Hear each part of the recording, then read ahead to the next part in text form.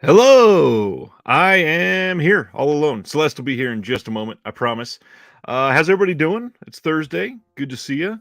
Hope all is well. It's been an interesting week for a lot of people. We got a lot going on in the world, it seems like. Hope that everybody that is here tonight has had a decent week. Let me get this banner going.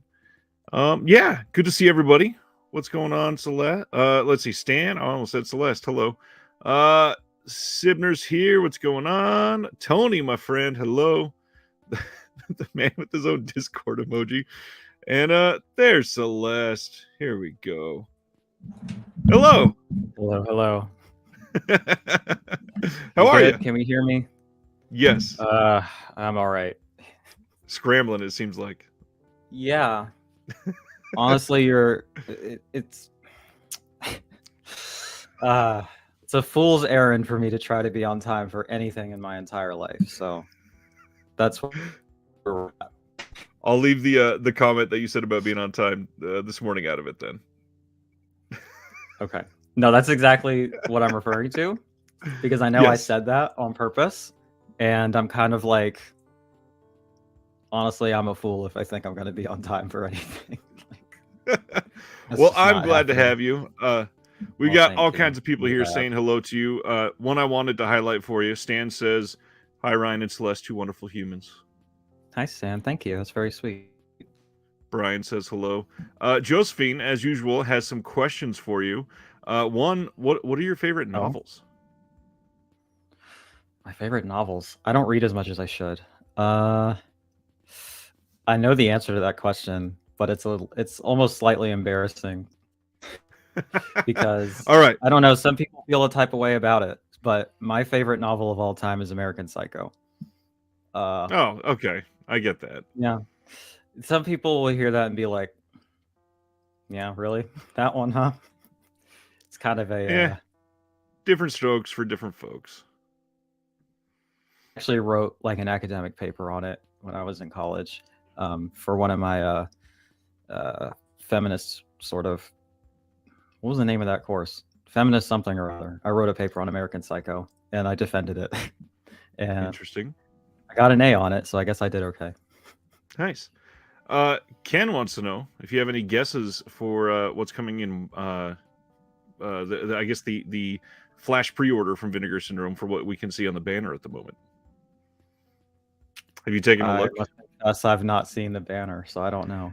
There are people speculating that it might be Killer Clowns from Outer Space because of the colors, and I only say that because Ken is one of them. Wow. Yeah, I don't think it's that, but we'll see.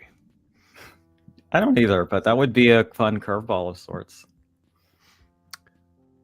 Sibner says feelings on rules of attraction, which this is really random because I just recorded a pickup video, and one of them happens to be the Rules of Attraction media book. Rules of Attraction. Patrons will be seeing that in the next couple days.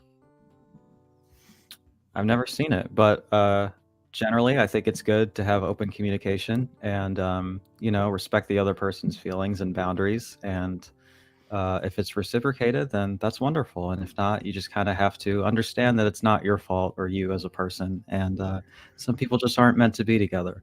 I hope I understood the question correctly. I do like the very definitive answer there. Thank you. Thanks, Tom.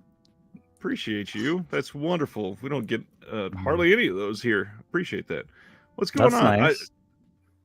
I never know how to pronounce your name. I know that I've talked to you for like the last 2 months now, but is the first name Kyer? I don't have the Australian dialect down here. Oh, Tom was tipping you a cat. That's what it was. Oh, hell yeah. Thank you. So first thing, any recent pickups you want? One for each cat. Any recent pickups you want to talk about? The only one that's recent is the one that came from you. So I guess I will talk about it and highlight you because you're wonderful. And straight up, this is what I was saying to my friend today. And I'm going to say it right here, live on the air. And here it goes. There are less than 10 I would say it is in the single digits. The number of like cishet men that I would trust if shit really went down, and you are among them. So that's how I feel about it. It's you're gonna make me cry. That's a damn honor. I I mean know, that. I know. That's wow. I didn't want to put you on the spot, but you deserve it because you're great. So I there's that. appreciate that. All right. I don't know how to follow that up. I wanted to share Welcome to the Dollhouse. Everybody needs to get this if they don't have it yet. Wonderful movie that I haven't seen in ages, and I can't wait to see it again. I'm working on a video on film criticism, and I wanted to watch Life Itself.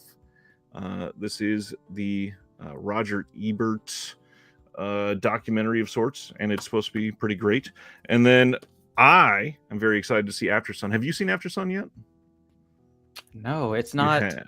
Oh no. like streaming anywhere. So No. and it hasn't been available region A, so I can't rent it.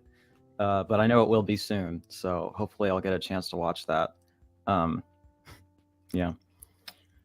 I've been very, very eager to see it. So glad that I got it in. And Orbit has not been getting in very many of them, so it's been kind of tough to track down. Yeah. Yeah. Anything else going on with you lately? A bit flustered. I had to do some grocery shopping, like super last minute, and also like eat something before I came over here, and I was like, classic me.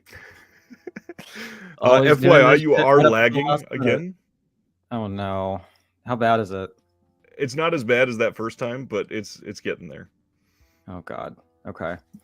You know, hopefully that stays or that improves, because I've had to call my internet company like almost every day, and they still can't seem to figure out what's wrong with it.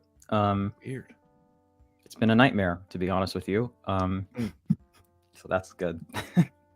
We have Google Fiber in our neighborhood. We're very fortunate. I'm very entitled just saying that. But I had a neighbor that was complaining about their Google Fiber, and I was like, "What are you talking about? I've literally never had an issue."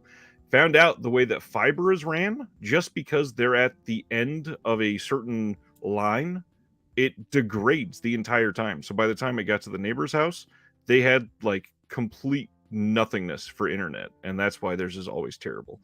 So yeah, that's interesting. All right, I think we could probably get into it. Before we get into the announcements, I did want to highlight, Celeste was talking about feminism, and tonight, after all the announcements, we are talking about 5 of our favorite boutique releases that were directed by people that identify as females. And I don't know if I was just in a mood. I've noticed that 3 out of the 5 that I chose are like borderline offensively depressing. It was not on purpose. I don't know if I've just been in a like low point, but yeah, I guess we're getting into the feelings tonight. I picked a few bummers as well, so nice. It's gonna be a fun night. All right, let's get into some of these announcements then. First up, well, hello Terry. Before I get to that, what's going on? First up, we are getting on May 6th Kamikaze from 1986.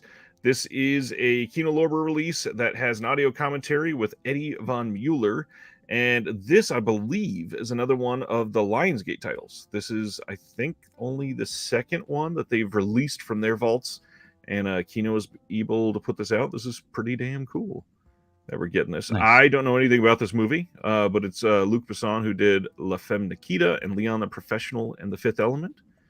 And so is it French? Yes, it is. Interesting. Okay. Which, looking at the cover of this, I would definitely not think French immediately. Yeah, me neither. But that's interesting.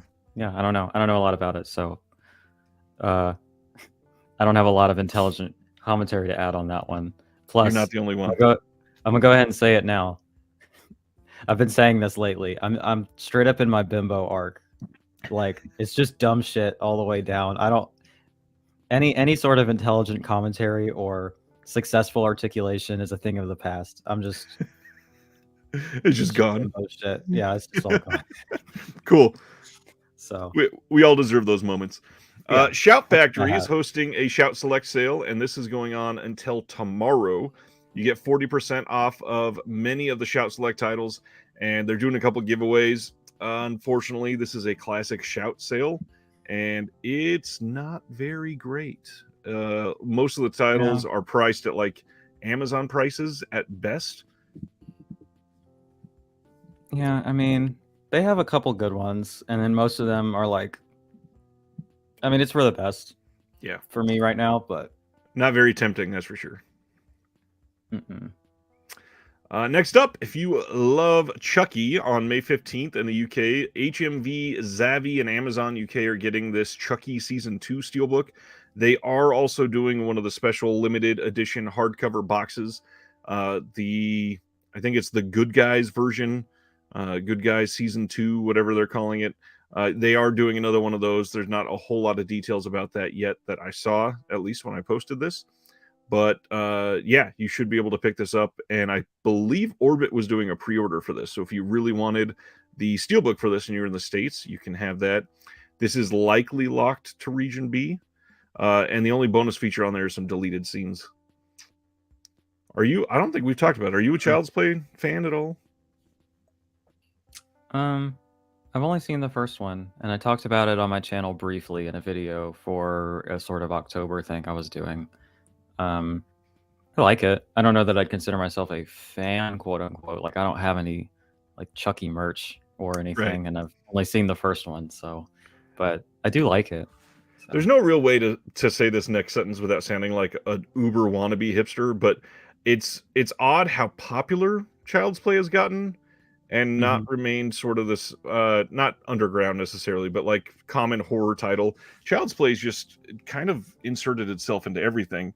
Although I will say it's kind of cool that the whole idea behind it has turned into this just queer community love fest. And supposedly the 2 seasons, which I've not seen yet, are amping that up like crazy. So nice. Yeah. Love that. Yeah, it's great. People love dolls. They got a great cast. I mean, Devon Sawa's in it and everything.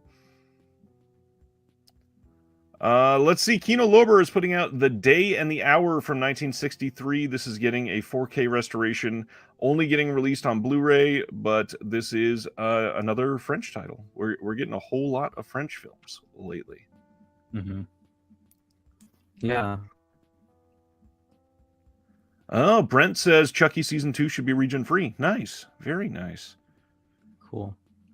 Stan says, I love that Fiona Dourif has taken over her father's role. Yeah. Silent Mandible, what's going on? Oh, someone asked earlier if I was only Region A, and no, I am region free, but the rental service that I use only carries Region A discs, so I don't have a way to rent the film after Sun, but yeah, I will soon. I imagine that rental service would have the worst, like the worst problems with logistics if they started offering Region B items. People would complain. So many people would like complain. Crazy. No one would know how it works. It would be a nightmare. Yeah. Absolutely. Then we got an announcement for Death Machine. This one for sure is a Lionsgate title. And speaking of, this is Brad Dourif is in this one. And this one is written and directed by Stephen Norrington, who did Blade and the really wonderful movie, The League of Extraordinary Gentlemen. He says with no sarcasm at all. I've never loved that movie, but a lot of people do. This one's from '94, and it gets a new 2K scan. Haven't seen it. It's supposed to be great. It looks good. I believe this is the original poster, which doesn't scream great, but it does sort of scream 1994. Yeah, it looks like a video game to me, like an old like computer game cover or something. I don't know. That or the Terminators. I'm dying. Yeah. I imagine that was the idea. Yeah, 94. That makes sense. We got some details behind the Kino release of The Experts, which is the John Travolta and Kelly Preston film. This is coming to us on May 9th, and we get a new 4K scan, and we get a new interview with the director, Dave Thomas. And for the first time in a long time, not a commentary on this Kino release, and it's one with a slipcover, and it's a John Travolta title. I have to think, I bet the studio didn't want them doing one for this for some reason. There's no reason why they wouldn't. I'm sure somebody would have talked about it. Yeah, I'm trying to think of why a studio would not want that for any reason. Well, I don't know if there's like bad stories about the production of this movie, but I do know that there are certain things, like supposedly, I think it's MGM is rather touchy on what you speak about in their commentaries. I've had a couple people that I've interviewed have shared like one of them, I can't remember which, but they were not even the ones doing the commentary. They were moderating it for somebody else, and some of the questions that they asked, the studio had them remove that. So like a third of the entire commentary is just blank space because they had to delete it. And because it wasn't them doing the commentary, I think it was the director, and they had asked questions that the studio didn't like. They couldn't just sit down and redo it because the director's off doing different things now. That's crazy. I've never heard of anything like that, but that's really interesting. Well, much of the time, if it's the same person, if it's one of the experts that's doing the commentary, they just do something else to fill up that space, and we never hear about it. Yeah, I think it was MGM. And I think I remember the title, but I don't want to say because I don't want to identify somebody. MVD is doing a sale on Unearthed Films, Visual Vengeance Video, and Wild Eye. And same things as they always do. $6.99 flat shipping, no matter how many you buy. They have a limit of 15 titles, which sounds like a lot, but then when you go in there and you see that you can get some really crappy movies for literally 99 cents, it goes by really quickly. So if you're getting 15 movies at 99 cents, suddenly you're spending, $22, including shipping, and you get 15 titles? I mean, that's not terrible. No, that's very reasonable, actually. Unfortunately, it is Wild Eye movies. I was gonna say, I mean, I could pay $1 for a trash bin full of terrible films that I won't watch and will take up space in my house, but that's a really harsh characterization. I don't know anything about these, so yeah, Sibner, all of the 99-cent titles are DVDs for sure. If you sort from lowest to highest prices, that's all it is, and the first 65 titles are 99 cents.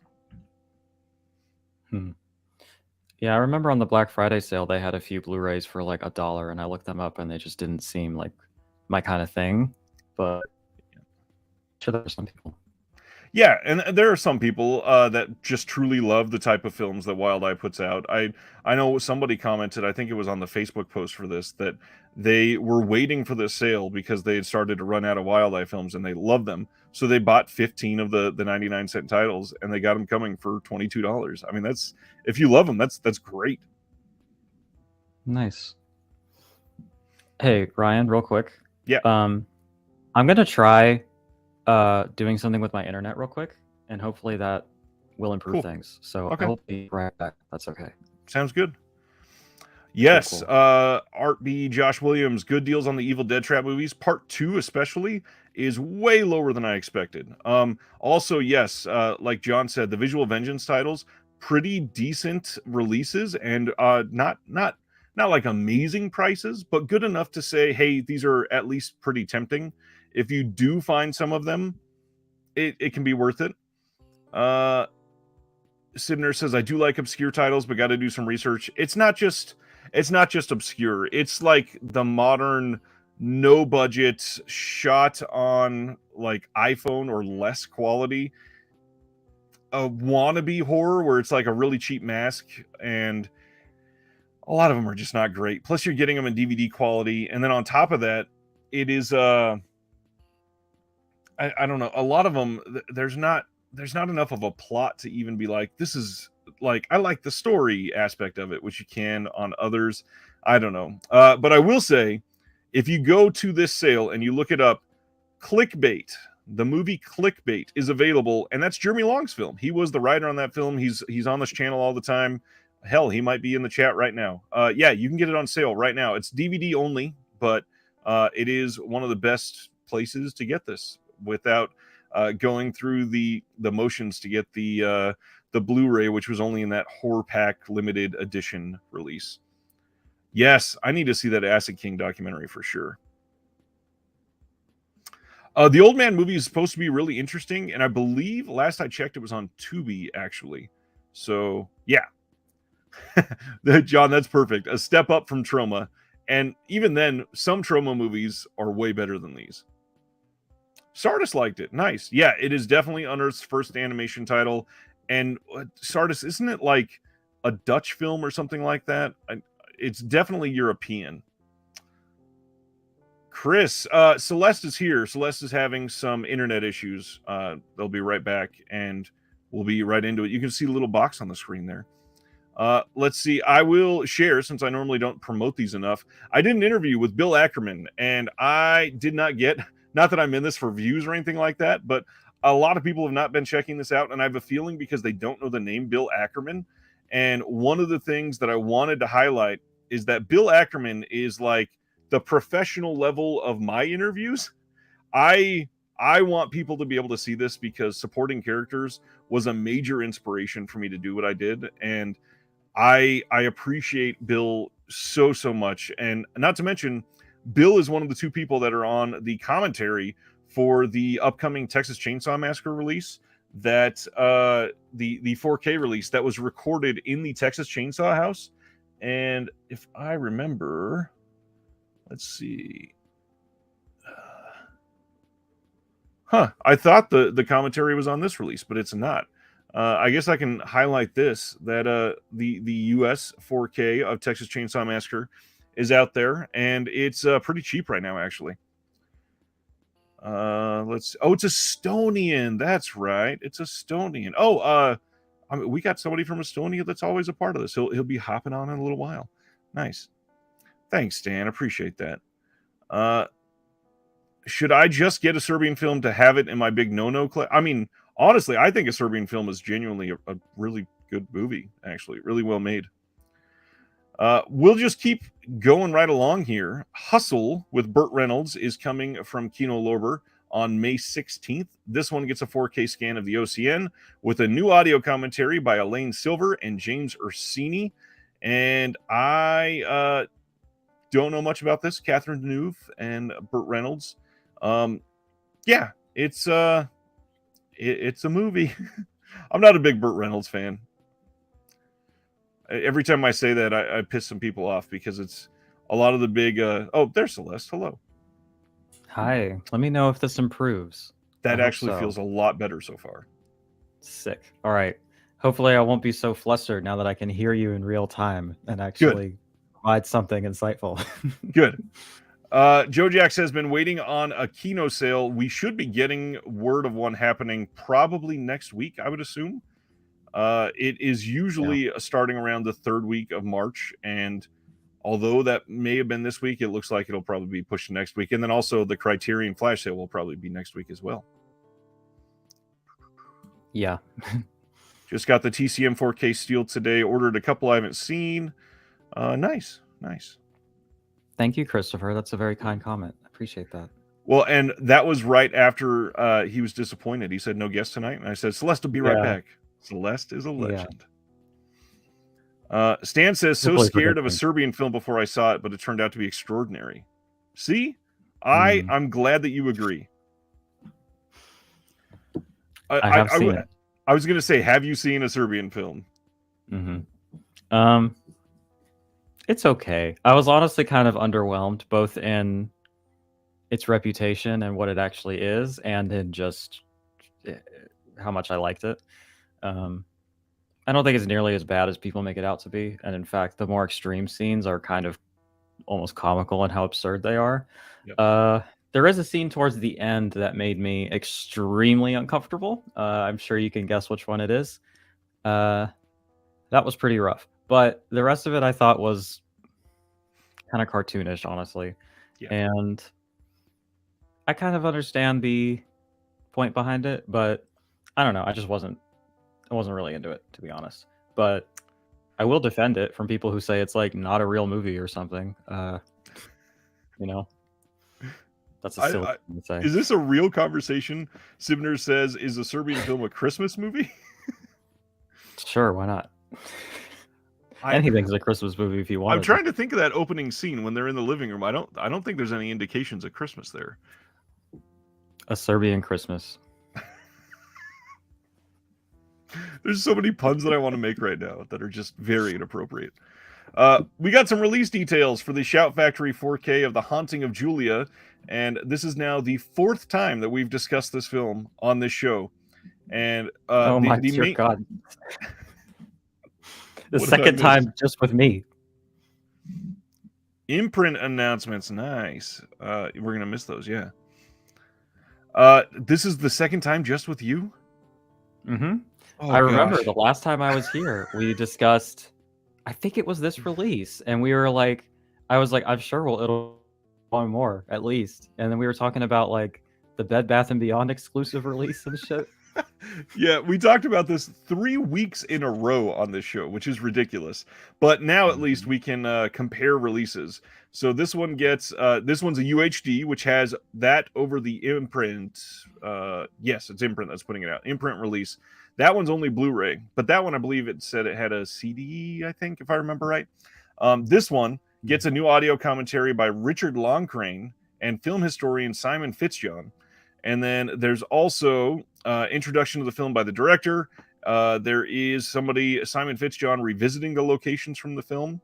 Interview with actor Tom Conti. Interview with actress Samantha Gates. And then Kim Newman looks at this underrated ghost story. All right. New imprint announcements in 3 minutes. Nice. They're going to be the first thing we talk about next week then. Let's see. Next, Synapse.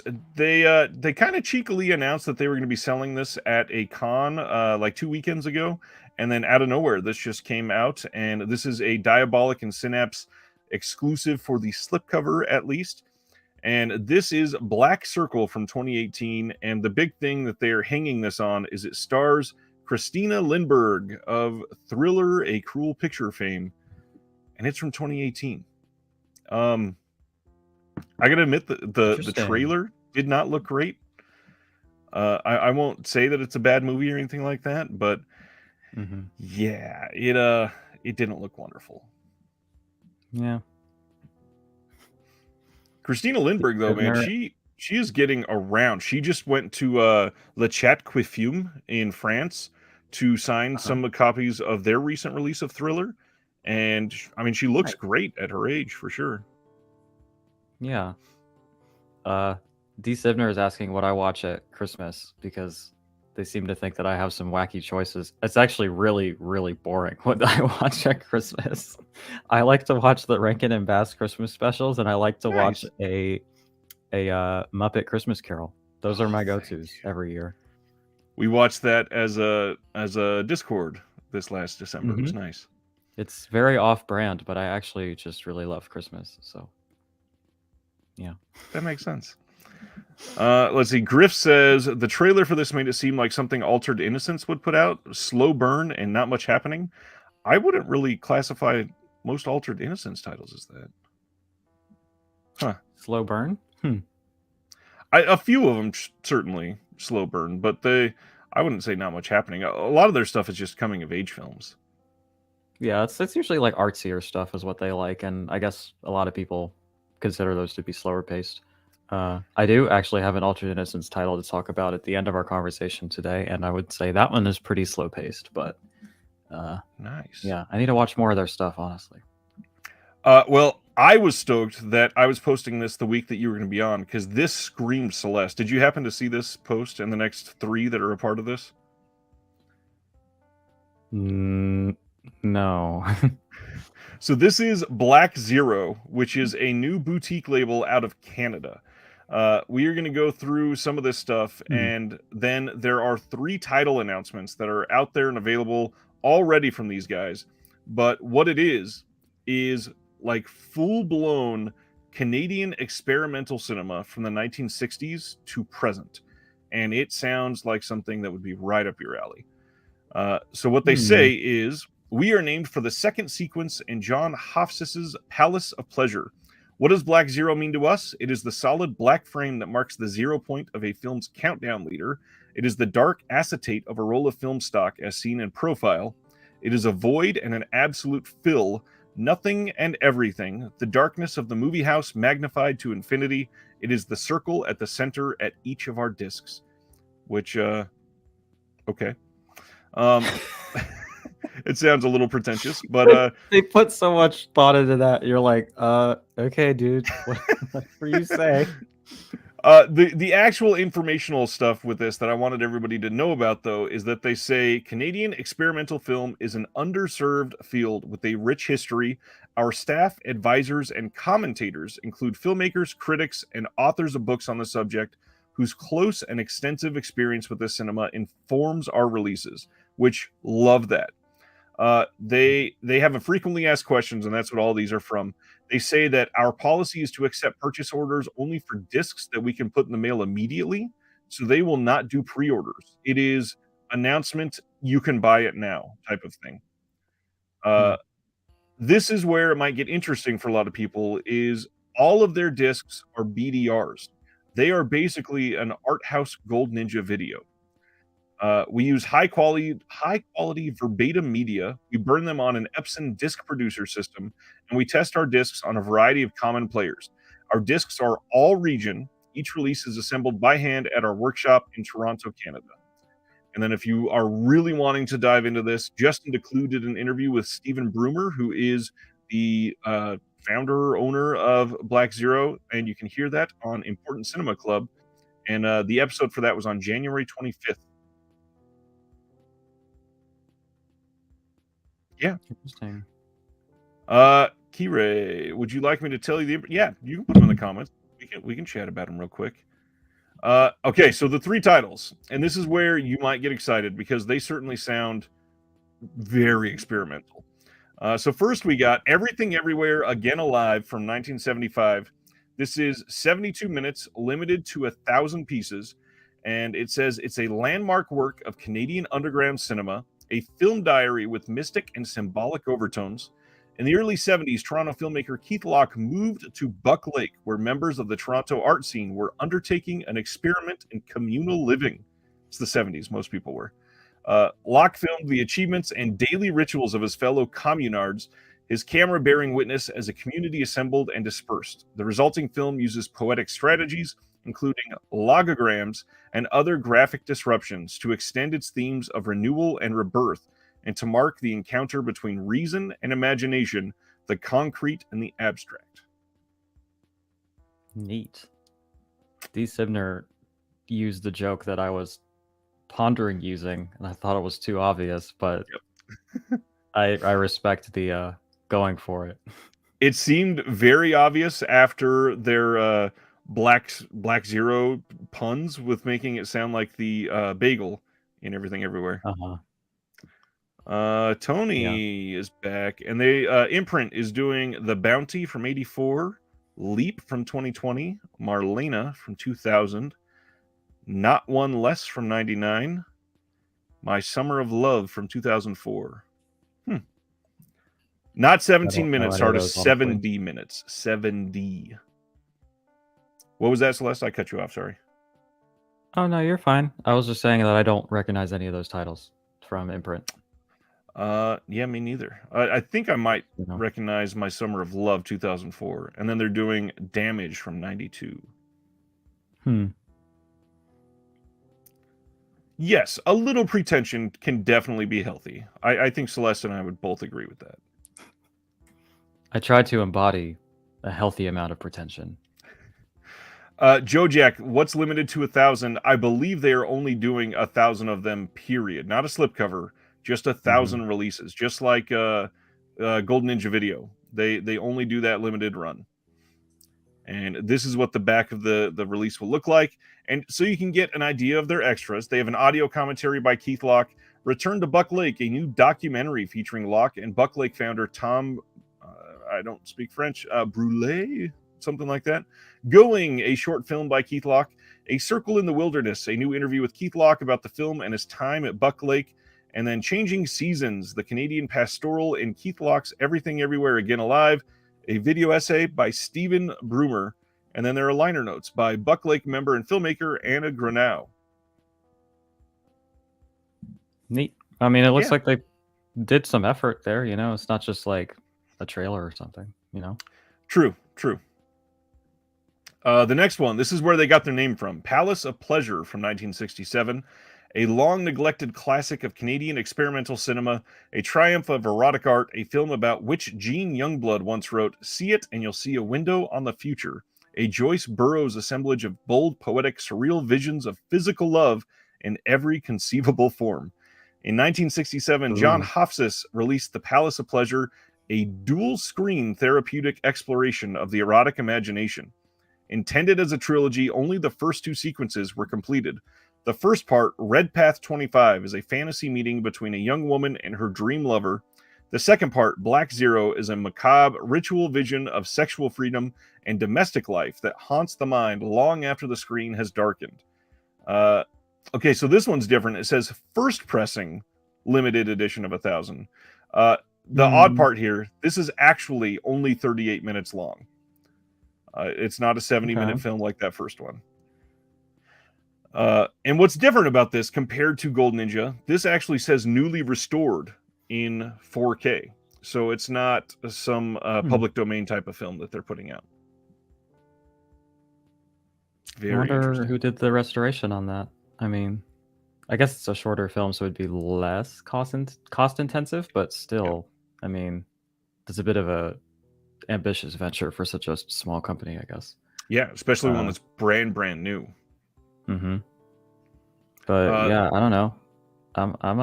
I'll take the invitation to the Palace of Pleasure. Sign me up. That could be fun. In every form too. Well, yeah, I guess. Let's see. There was a question. I missed it. Stan says, you guys don't know The Bounty. As I was thinking about it, is that the Mel Gibson movie? I don't remember what year that was. I got to read up a little bit. 1984? Yeah, I think that is, right? I think that is. I don't know, to be honest. I think it's Mel Gibson and Anthony Hopkins, if I remember right. Milena with Monica Bellucci. Nice. Okay, that is the one. Good. Here is the back of that one, which a little more almost sexy like, kind of. And then the third one, Strange Codes. This one is from 1975. This one also says first pressing, limited of 1,000. This one also 23 minutes and black and white. Arthur Lipsett's Strange Codes is the legendary found footage filmmaker's first and only independent film made after his departure from the National Film Board of Canada. In a rented house in Toronto, Lipsett stages a series of mysterious rituals, appearing on screen in the guise of various characters, among them an archaeologist, a soldier, a scientist, a magician, and the Monkey King of the Peking Opera. Dense with enigmatic gestures and private illusions, Strange Codes operates, in Lipsett's words, at the midway points between the primitive, ritualized world and the world of logic and science. This one even, I don't know if you can see that, says restored with a 5K digital master. Okay. Interesting. 5K. Whoever writes these blurbs is like deserves a raise or is working overtime. I don't know. Like, this is good stuff. 23 minutes, you said? Something like that? Only 23 minutes, yeah. Okay. Then there are 38 minutes of outtakes alone from the movie. Okay. There is a breakdown, a shot analysis of the film by Stephen Brumer, and supposedly that's like 4 or 5 times, or 3 times as long as the film itself. Well, it'd have to be if you're analyzing every shot. Right. And then there's readings from the instruction box. Arthur Lipsett on the Secret Museum, a visit with Arthur Lipsett, who reflects on the natural collage of the universe. I don't know. Interesting. Stan says it sounds intriguing. Yeah, they do. They're just like, I don't know. They're very short, right? Like, I feel like this maybe could have been a collection together. I don't know. Also, yeah, but maybe that just doesn't make sense. I don't know. Is there somebody? Oh no, never mind. I thought someone was impersonating you in the No, that was me. chat. I was posting the It link showed up twice for some reason. Anyway, because it's posting to Facebook and YouTube and Twitch all at the same time. got you. Okay. The hard part, if this is only 30, or this one's even worse, 23 minutes long, how much do you think this cost? Remember, it's Canadian too. $20. 27 USD.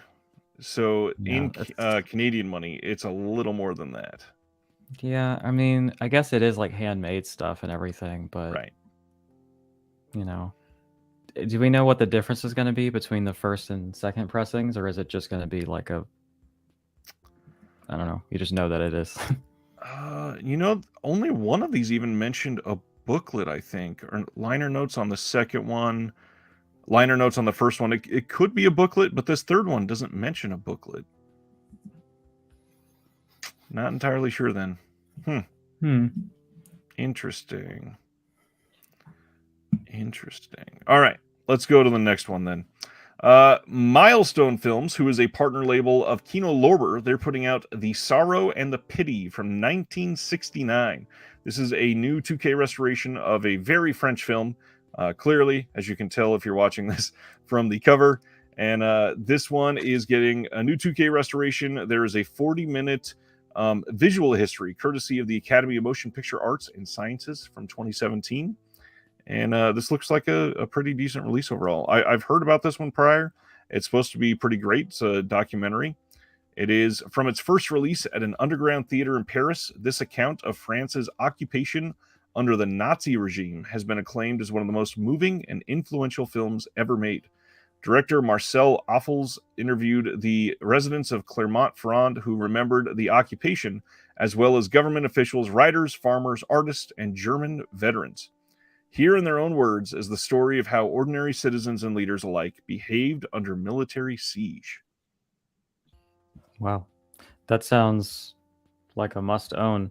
I'm a big fan of Milestone, and I'm really glad that they're a partner label now, because they were just really, really small and kind of had, like, I remember when I watched Killer of Sheep for the first time, and that film really blew me away, and I wanted to buy it, and it was just very expensive on their website. Yeah.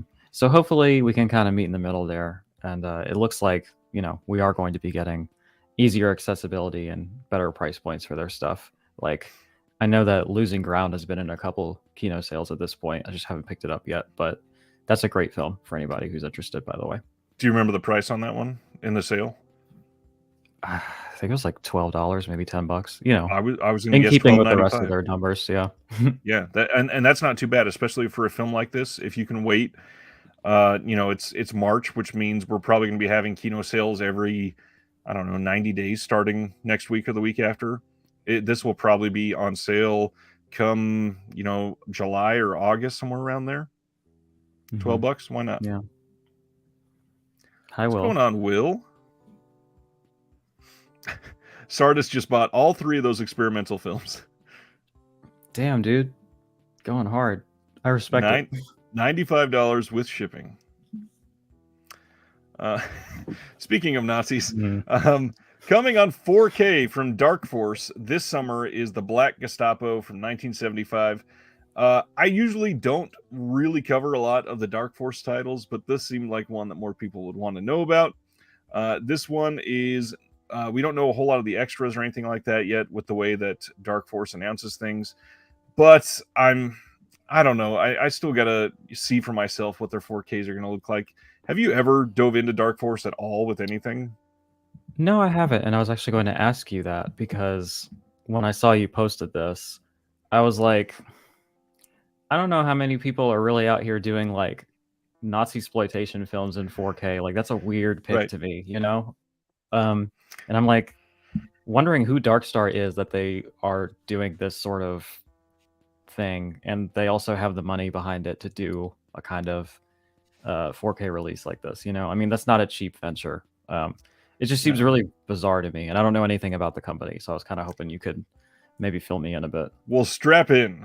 We can go through some of the history of Dark Force a little bit. So they were partnered with Bill Olson of Code Red. A lot of the titles that came out from Dark Force had the Code Red logo on the side and everything. They came out literally under Code Red, and that's where people started to trust them.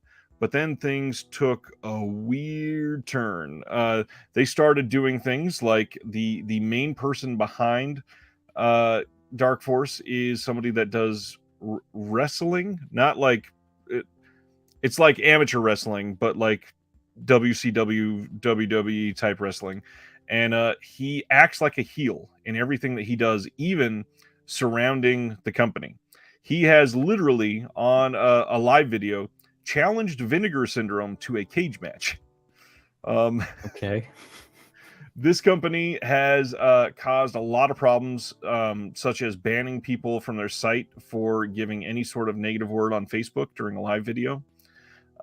They have done some very distasteful things, like selling an autographed Bill Olsen diaper on their website while he was alive. Okay.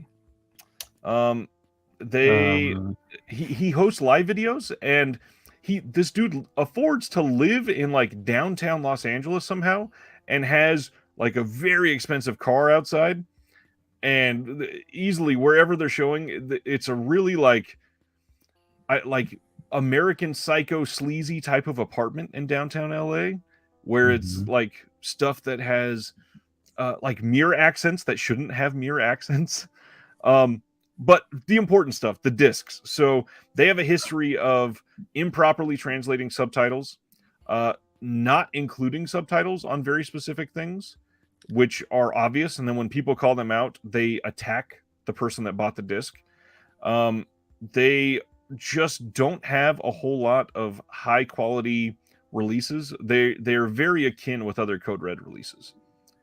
And the hard part is some of the amazing titles they get. Like, this is one that I'd want to see in 4K if it's done right. Interesting. I guess I should keep my thoughts perhaps under wraps, lest this person show up at my doorstep and try to assault me or something. I don't know what's going on. Challenge you to a tables, ladders, and chairs match. I guess. I don't know. That's all so bizarre. I don't really know how to respond to that. No, it's a very bizarre story, I promise. Will wants to point out this is done by Lee Frost, who also directed the amazing Chain Gang Women and the first Nazi exploitation movie, Love Camp Number 9. Let's see. Griff says, I know Dark Force gets a lot of crap, but I just watched Kill Crazy and Hard Rock Nightmare, and they're really fun flicks. And that's what I'm getting at. A lot of the movies that they have are decent, like, fun movies, but I don't know. That's rough. Sibner says, so he's the Tommy Wiseau of physical media. Oh, man. All right, let's go to the next one. We got some very mainstream titles to talk about now. The Italian Job with the not problematic at all Mark Wahlberg is coming in 4K from Paramount on May 16th. And yeah, Mark Wahlberg probably doesn't deserve much more time than that. Cliffhanger is coming in 4K. You know how I feel about that. Yep. May 30th, you can get Cliffhanger on 4K. This is getting 17 never before seen and previously available deleted scenes. This will have Dolby Vision and Dolby Atmos on the 4K. Are you a Stallone stan? No. I don't hate him, but I'm not a stan or anything, you know. Yeah. I like the first Rambo film. I honestly haven't seen the type of films he makes are not ones that I typically reach for, if you know what I mean. But like, I'm just sort of enamored with this very homoerotic image and enjoying it, I guess. The Planet Hollywood era was very homoerotic. Like, look at those shorts. He's reaching for that butt. Like, come on. That's Sylvester Stallone, Bruce Willis, and Arnold Schwarzenegger seemingly fighting day in and day out to who could have the biggest biceps is like the weirdest timeline in Hollywood history. For a second, I thought you were going to say that all those people were in the film, and I was like, damn. No. That's one for the boys for sure, huh? Not at all. Ugh. Your best friend is back. Shooter is also getting a 4K from Paramount on May 16th. I watched the first 30 minutes of this back in the day, and I never finished it, so I don't know. That makes sense. The brand new Children of the Corn from 2020 is getting a Blu-ray release, and yeah. I heard from our friend Erica that this was horrible. Yeah. Have you liked any of the Children of the Corn films? I don't even really enjoy the first one all that much. Yeah, I watched the first one back in the day, and I was like, this is kind of lame, honestly. Like, maybe I'd like it more a second time. I don't know. Yeah, I don't get it all that much. Mm-hmm. Anyways, next one. Oh, hell yeah. Speaking of Schwarzenegger, we're getting a standard 4K release of The Running Man. This was previously available in a steelbook, and that's it. And it finally is getting a standard release on May 23rd. And I mean, this is a classic. I love this film, and I was a bit worried because I saw that the steelbook sold out, but that's good because I would like to get it regardless. Real quick, Silent Mandible just shouted out Thou. They are one of my favorite bands too. That band fucking rips. They're so sick, and they're like the nicest people. Nice. I've seen them twice, and I've talked to their lead singer and stuff before. He's a chill dude, so I love that band. Very nice. Ice is here, man. Ice, you talked to me for the first time today in weeks. I was so glad to finally hear from you that you were alive. Let's see. Stan says it ain't good. Tony says I've heard nothing but negative things on the new Children of Corn.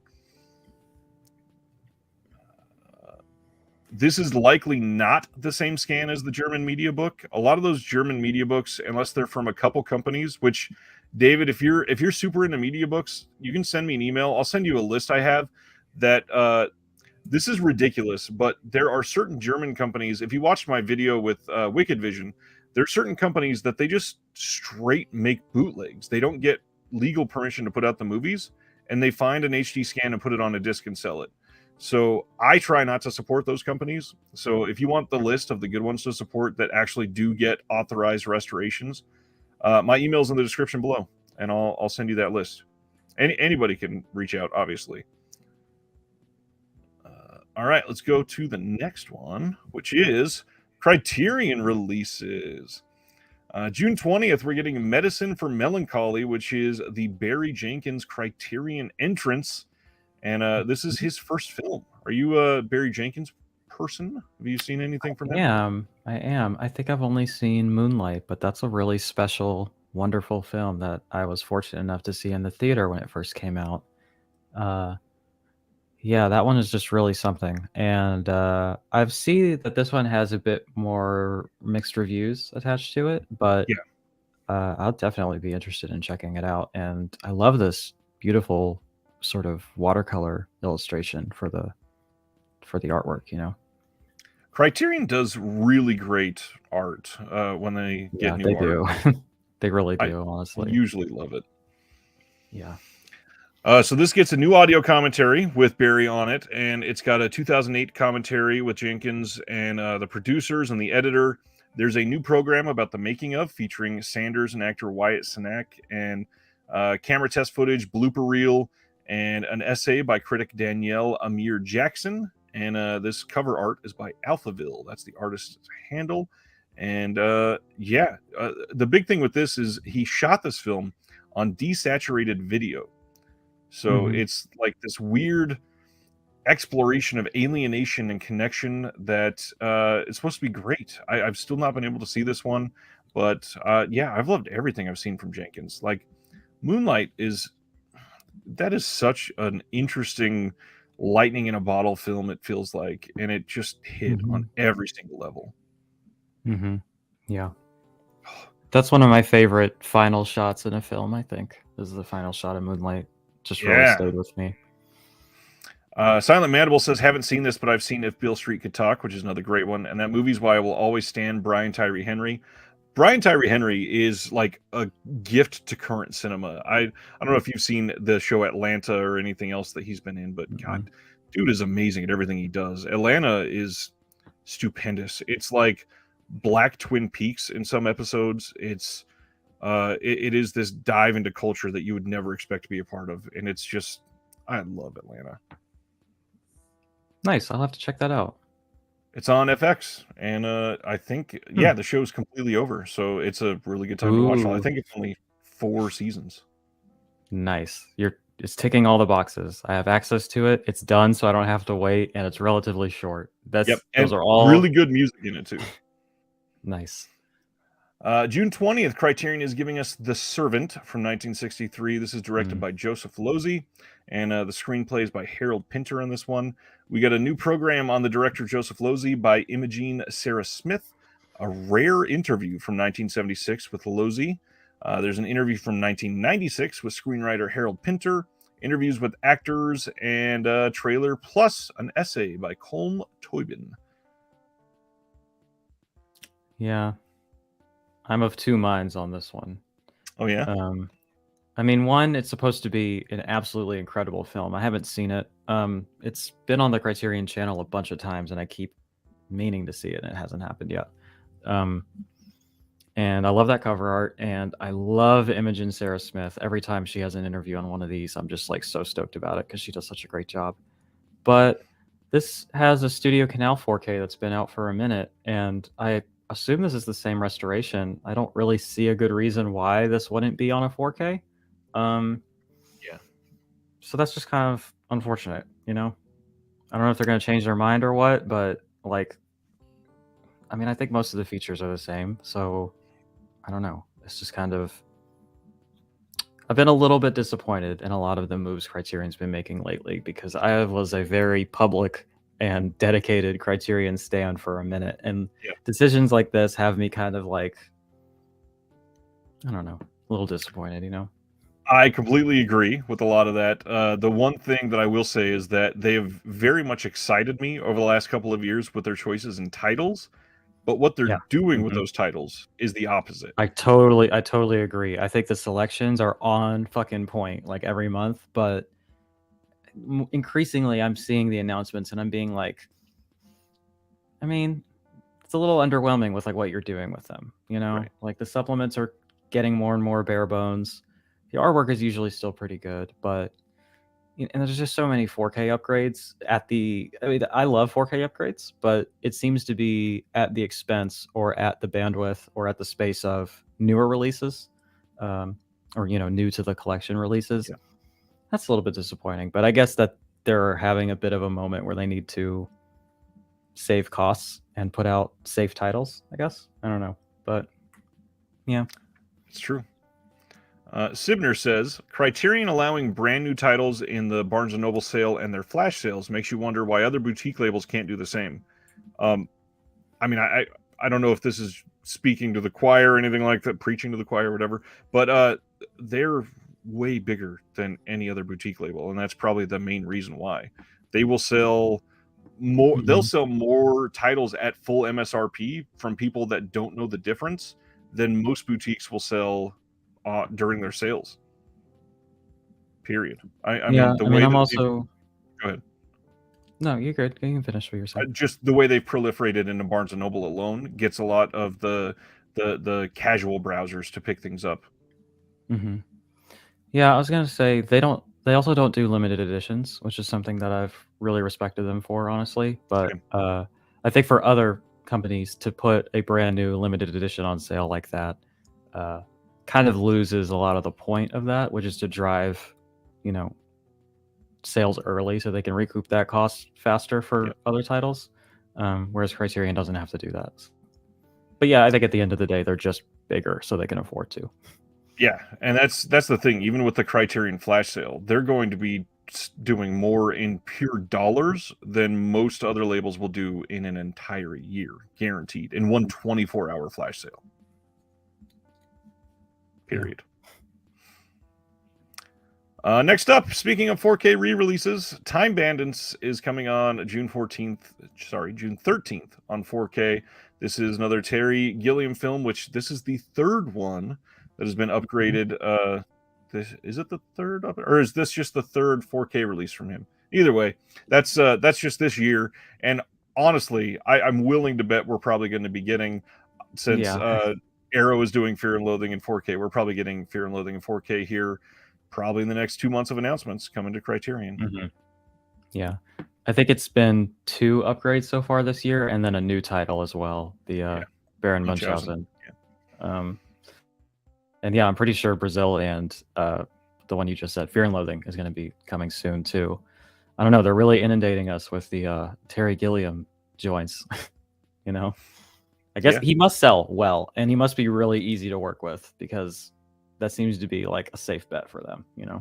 Well, and the other big thing is with a lot of these directors that are doing upgrades, they're still working. So with Terry Gilliam, he's not directing right now, so he's got time to approve masters and stuff. Yeah. What's going on, Kubrick lover? Hi. Monty Python and the Holy Grail, it should be out on 4K. I believe that. It's not out yet, I don't think. No, not yet. Stan says, sure wish Criterion would upgrade Laurence Olivier's Hamlet to 4K, or at least to Blu-ray. There's a lot of titles that I would love to see get even that Blu-ray upgrade. Criterion has done a lot.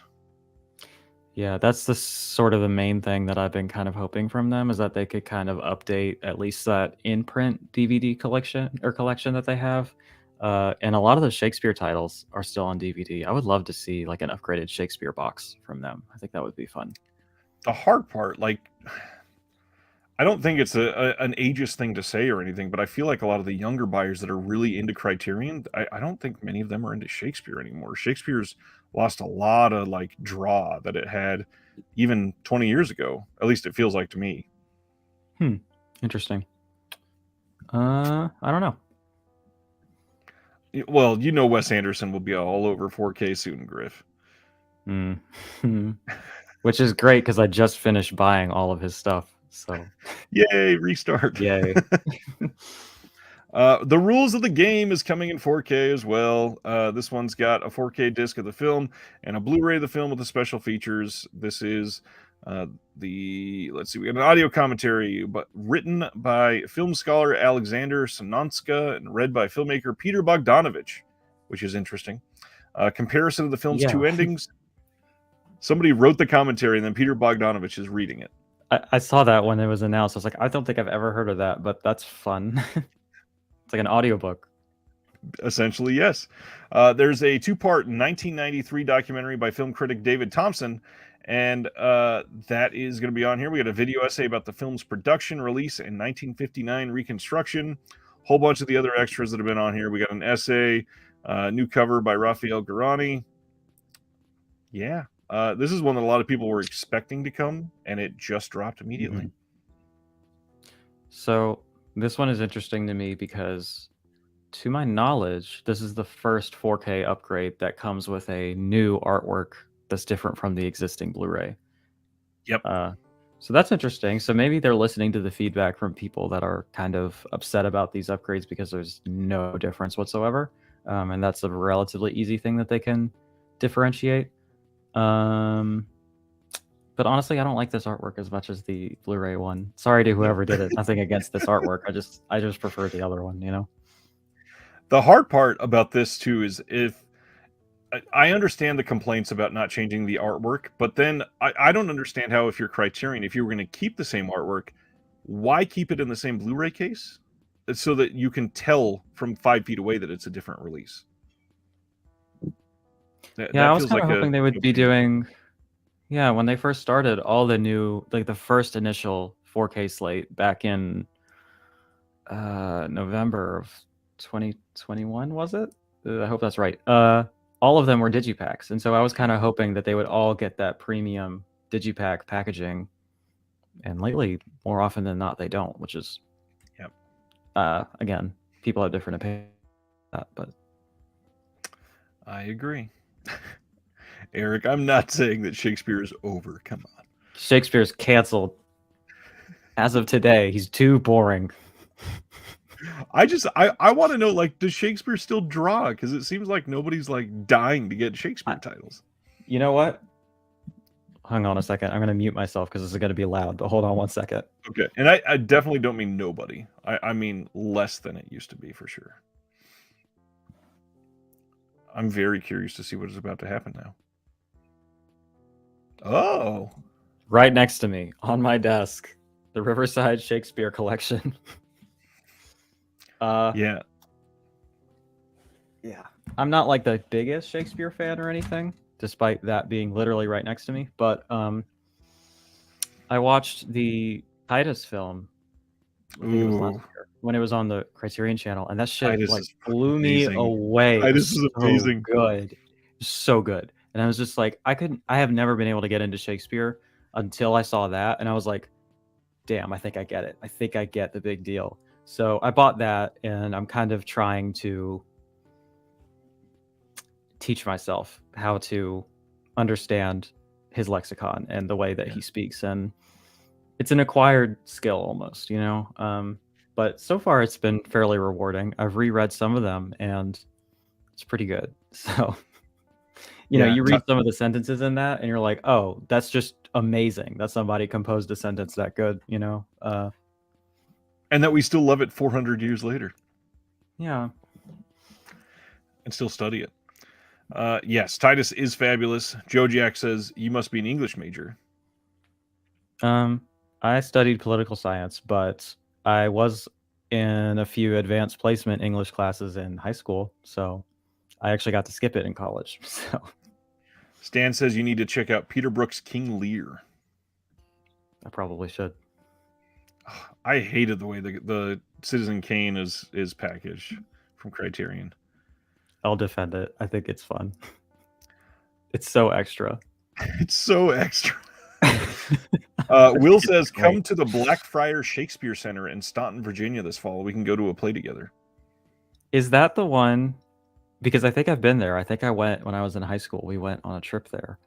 Is that the one where they don't turn the lights off and they make it like as authentic to the way that they were done back in the day as possible? Because if so, I have been there and I've been wanting to go back at some point once I kind of get closer to, I guess, conquering that book beside me. Very interesting. Tony is asking if Titus is on Blu-ray. It is on a Twilight Time Blu-ray that is out of print. That's it. It's very unfortunate because I've been waiting, low-key waiting for Criterion to announce it because that would make me very happy. But man, I wonder if Sandpiper will get it. Yeah, I was just looking it up as well. That's crazy. Oh, Twilight Time. Okay, and, that is the one. Yep. Nice. All right, let's do it. Brana. Have you watched any of the Brana Shakespeare stuff? No, I feel like I've oversold how into it I am, but like it's something that I'm working towards. It's not something that I'm like super into yet. It's like kind of a challenge I've made for myself to conquer Shakespeare. Right. Oh, 230. That's very reasonable. I'll go ahead and do that just looked up Titus and it's $230 on Amazon. Yep. That's worth it. I think it's good. So you know what? Go get it. Isn't $230 good though? No. Check out Julie Taymor's The Tempest. Nice. All right, we got some more Indicator 4K announcements. So we are getting on June 20. What? Sorry, I didn't mean to interrupt you. Did you cover the Pasolini box last time? Yes. Do you want to talk more about it? Okay. No, just briefly. I'm like a huge fan of him and his work, and that's like to me the most exciting thing that's been announced all year. Like period. I'm just so stoked to get it. Wax poetic, please. And I'll bring up a picture of it and everything. Okay. Just like Pasolini is just like a director that I really, really just have a lot of respect for. And like to be honest with you, I was talking about this with Sam, film blogger Sam, recently, because he was asking me for recommendations because I was really excited about it. To be honest, I've only seen Sallow and Arabian Nights, but both of those films completely blew me away and were different from like anything I'd ever seen. And the reason I haven't watched more of his stuff is because I was kind of waiting on a set like this, because I know that Janice has been acquiring a lot of his stuff. And so I wanted to have like a nice package and nice quality to kind of go through it all like that. But I don't know, man. Like, Salo is like one of my all-time favorite films. I know it's kind of a meme, but what I always say to kind of sell people on it is like, it's a film that was so offensive to Italian fascists that they murdered him for it. Like, that's like the most Chad shit I've ever heard in my life. Like, it's hard as fuck, my man. You know? Yeah,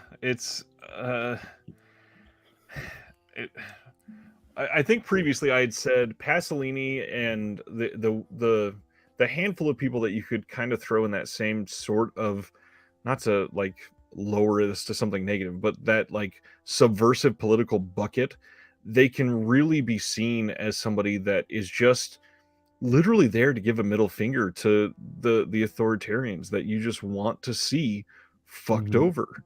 And Mhm. this is the kind of thing, like, I've not been excited about a Criterion box set in years, especially after some of the reviews. Like, I really wanted the Varda set to be amazing, and everybody says that like the movies are still good, but it's just not well put together, and the compression's rough and all that. Oh, really? I Yeah, have it. I actually haven't cracked into it yet, but the box itself is beautiful. Like, I was so stoked to get it. I got it on a really good deal, so you know I'm gonna get it. I was gonna get it regardless, but um, yeah, if like the compression isn't good, then that's unfortunate. But yeah.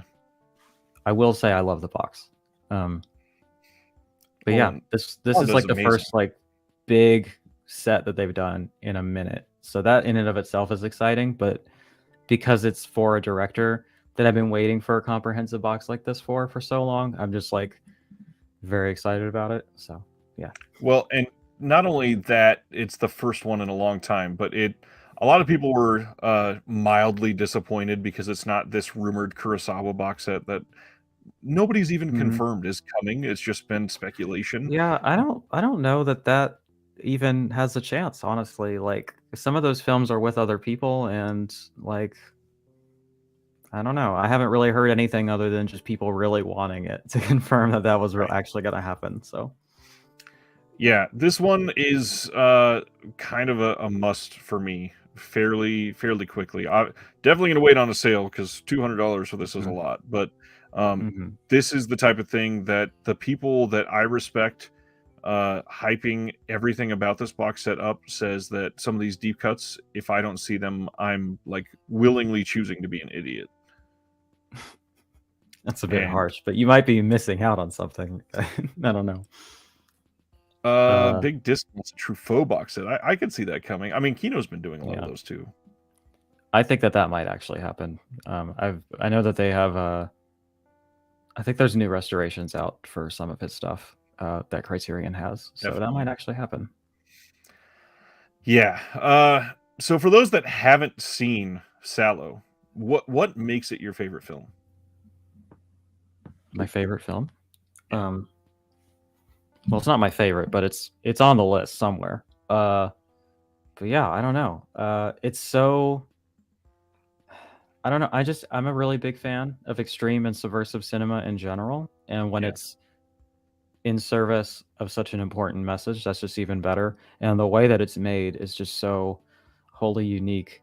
Um, I don't know. Like, I don't know if I tell you that somebody made a film that offended fascists so much that it got them murdered, and you don't want to watch that. Like, I don't know what else to tell you. You know what I mean? Right. Like, that should be it.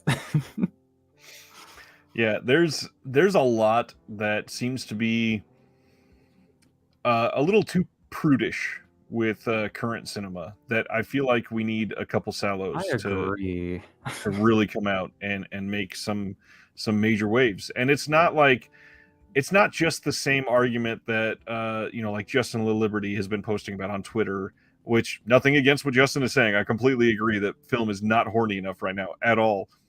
However, there's so much more than that. Like, there's not enough pushing of the buttons. The whole idea of cancel culture is just this weird black cloud looming over everything lately. I don't know. I uh I agree that it should just be hornier. Completely Any agree. amount of more horny is good. Yeah, I don't know. Don't get me started about this sort of new kind of puritanical left that kind of doesn't like any kind of sexual representation or like explicit depictions of sexuality. Like that shit is so whack. I don't know. Like I think we should just be things should be a lot sexier, to be honest with you. I think that we would all be better for it. I think healthy depictions of consensual sexuality is only a good thing, generally speaking. So I don't know. Best of luck, Sardis. Tornadoes in the area. Oh shit. Jeez. Stay safe. Yeah, I want to just point out the most asinine take I've ever heard on the whole nudity thing in film. And I don't know how much you've been reading. Like, it's been a big part of discourse on film Twitter lately. And I don't really spend a lot of time on Twitter. I just go on there to post announcements. But I have seen somebody say that putting nudity in film is doing something that is akin to sexual assault to the viewer because they did not consent to it. I mean, that's the argument at the core of all of this, is that like it makes me uncomfortable and I didn't explicitly consent to it, so it's like shouldn't be there, which is a really bizarre way of framing consent and of looking at the viewer's relationship to art, I think. Yeah, I don't know about that. You know, unless there's some weird Clockwork Orange thing going on, you sat down and chose to watch the movie. Well, also, okay, I'll raise my hand and put myself in this position. It's just not sound like I'm being callous, but there are certain triggers for me in films that give me a bad time, you know, and I am aware of that. And so if I have a reasonable expectation that something like that might be in a film, like the IMDb Parents Guide, it's there and it tells you in explicit detail the things that happen in it that could upset you.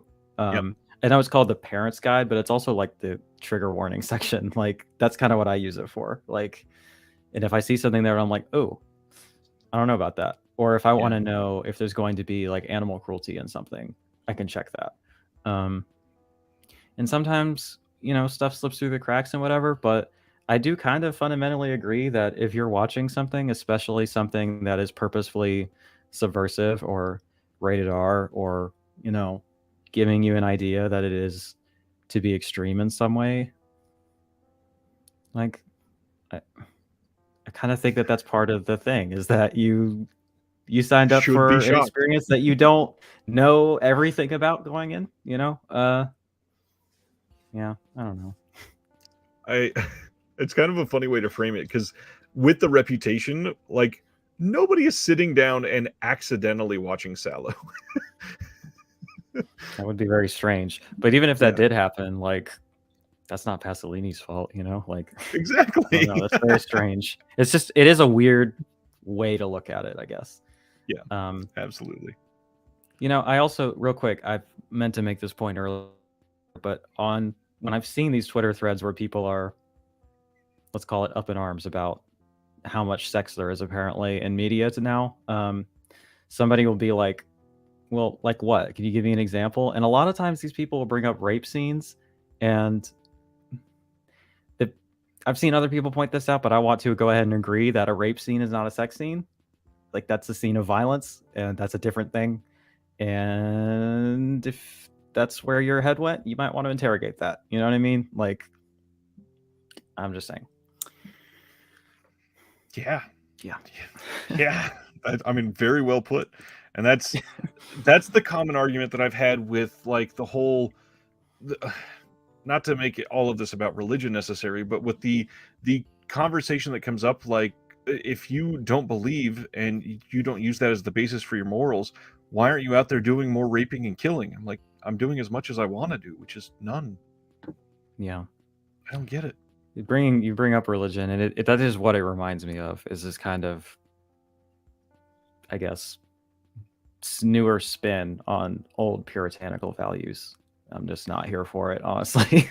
Yeah, I completely agree. Let's go.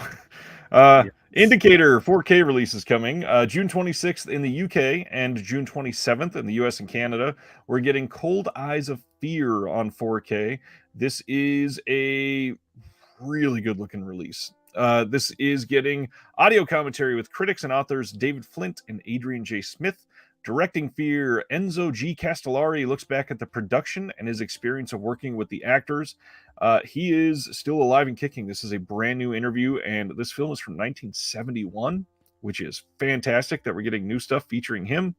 An Italian in London, actor Gianni Garco reflects on his role and considers the film's place within his career. The Men in the Editing Room, the assistant editor Gianfranco Amicucci recalls a creative collaboration. Lovely John on Ennio Morricone, the DJ and soundtrack enthusiast, dissects the film's experimental jazz score. And with Ennio Morricone doing this, I feel like I have to get this.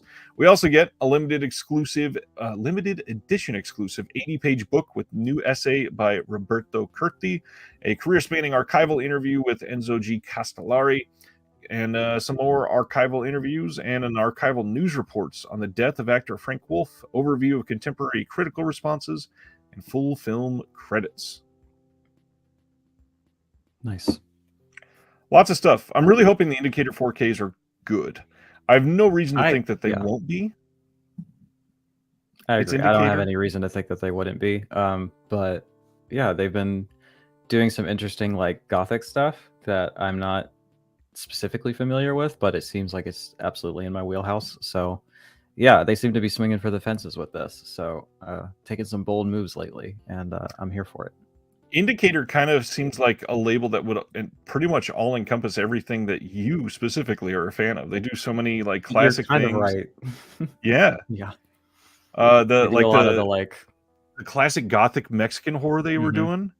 Mm-hmm. That's very Celeste. Yeah, they do they do a lot of like gothic horror stuff and like classic Hollywood, and also like just general art house, and also like independent comedies and stuff. You can't really like nail them down on one thing either, which is like also very on brand for me. Like that's what I'm about to. I'm a big fan of Indicator, honestly. I think they're doing good stuff. And then they released John Carpenter's Vampires. I have that one. I haven't watched it yet. Honestly, it's a fun movie. Ragnar's pointing out that Mondo Macabro Halloween sale items are finally shipping. Everything except for Dr. Caligari, which ships starting next Tuesday. Halloween, huh? Literally, he had major issues with the box set, the Bollywood box set they're doing. It got super delayed. The next release that they are doing, this is another 4K release. Same dates, June 26th in the UK, 27th in the US and Canada on 4K. Indicator's doing Black Magic Rites from 1973. And this one says, when beautiful Loreen throws a wild party at the castle which she has just inherited, she is blissfully unaware that its dark cellar harbors an occult sect that is hellbent on avenging the death of Isabel, who was burned at the stake 600 years earlier as a witch. The occultist satanic rituals call for the blood of virgins. Could Loreen be next? Right on. Audio commentary with... I figured you would be. David Flint and Kim Newman is on this one. The seventh art, according to Ralph Brown, far-reaching documentary on the first half of Renato Polselli's career, featuring an archival interviews with the filmmaker and his actor collaborator Mickey Hargitay. We got a composer revisiting his haunting score from this. Lovely John on Gianfranco Reverberi. I'm probably saying that wrong. The DJ that was on the last one, he comes back and deconstructs the film's delirious compositions. Stephen Thrower is on this one. The author and musician analyzes Polselli's nightmarish cult classic. And we got some new subtitles and another 80-page book. Nice. These look great. Genuinely look great. I just watched the Devonsville Terror from Vinegar Syndrome recently. That seems kind of similar. I was really into that. Nice. It also kind of reminds me of what is the name of that? City of the Dead, which I love. So yeah, that sounds cool. The Mondo Macabro titles we talked about a couple of weeks ago. When can we expect those to come out? I can give you a sort of answer to that. I won't give away any specific details, but let me pull something up. I actually have a sort of answer. Apologies for the delay. Fine. Let's see. D. Sibner's comment just made me laugh.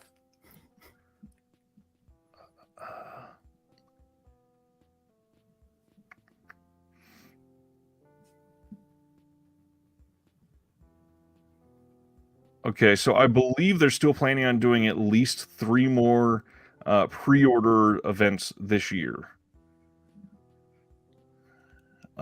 We are hopefully going to be doing some I don't want to oversell it, but hopefully doing something cool with Mondo fairly soon on the channel. So Nice. yeah, we'll be talking about that very soon. Oh yeah, their website, it's literally just to sell things. It's not great for information at all. Yeah. All right, only a few left, I think. The Last of Us, which everybody has been talking about repeatedly for the last 2 months. This is coming out on 4K because HBO still does decent physical media, thankfully. This is coming on July 18th, and if you are in the UK, this will probably be coming to the US, but they haven't announced it yet. This wonderfully designed steelbook is coming out in the UK, Man, and that's sick. it's a really nice design. And surprisingly, this has decent extras too. We got new The Last of Us Stranger Than Fiction, the series cast and filmmakers joined by experts in survival, microbiology, and parasitology for a chilling discussion on the realities of the invasive fungus and subsequent apocalypse in The Last of Us. There is, of course, a portion about adapting The Last of Us from the video game to the show.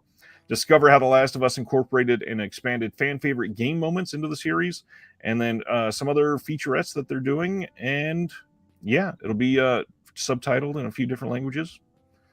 Looks like a pretty solid release. Does it not come with a copy of the game? I don't think they've done that yet. That could be fun. I'm sure that'll happen eventually. Although they'll probably do a digital bundle of all of them first. Yeah, I was mostly joking, but that would be fun. I don't know.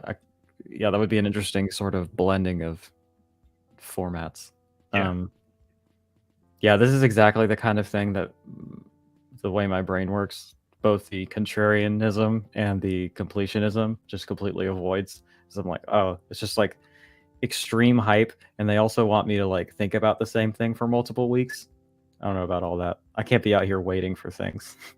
Well, I'm my wife and I both are actually very much like you, where we have been trying to not start shows that are still ongoing. We'll wait for them to end, and then we can not necessarily binge, but not have to wait, 6 months between seasons. Exactly. Yeah. Mitchell says they've said it's at least 3 seasons. Could be worse. Cool. This one, I'm curious what you think about this one. June 20th, Insidious is coming out on 4K in this steelbook. Sony has not announced if it's going to have a regular 4K standard release or not, but Insidious. Are you a Insidious fan? I am. I don't know if that's a surprise, but I actually do really like this one.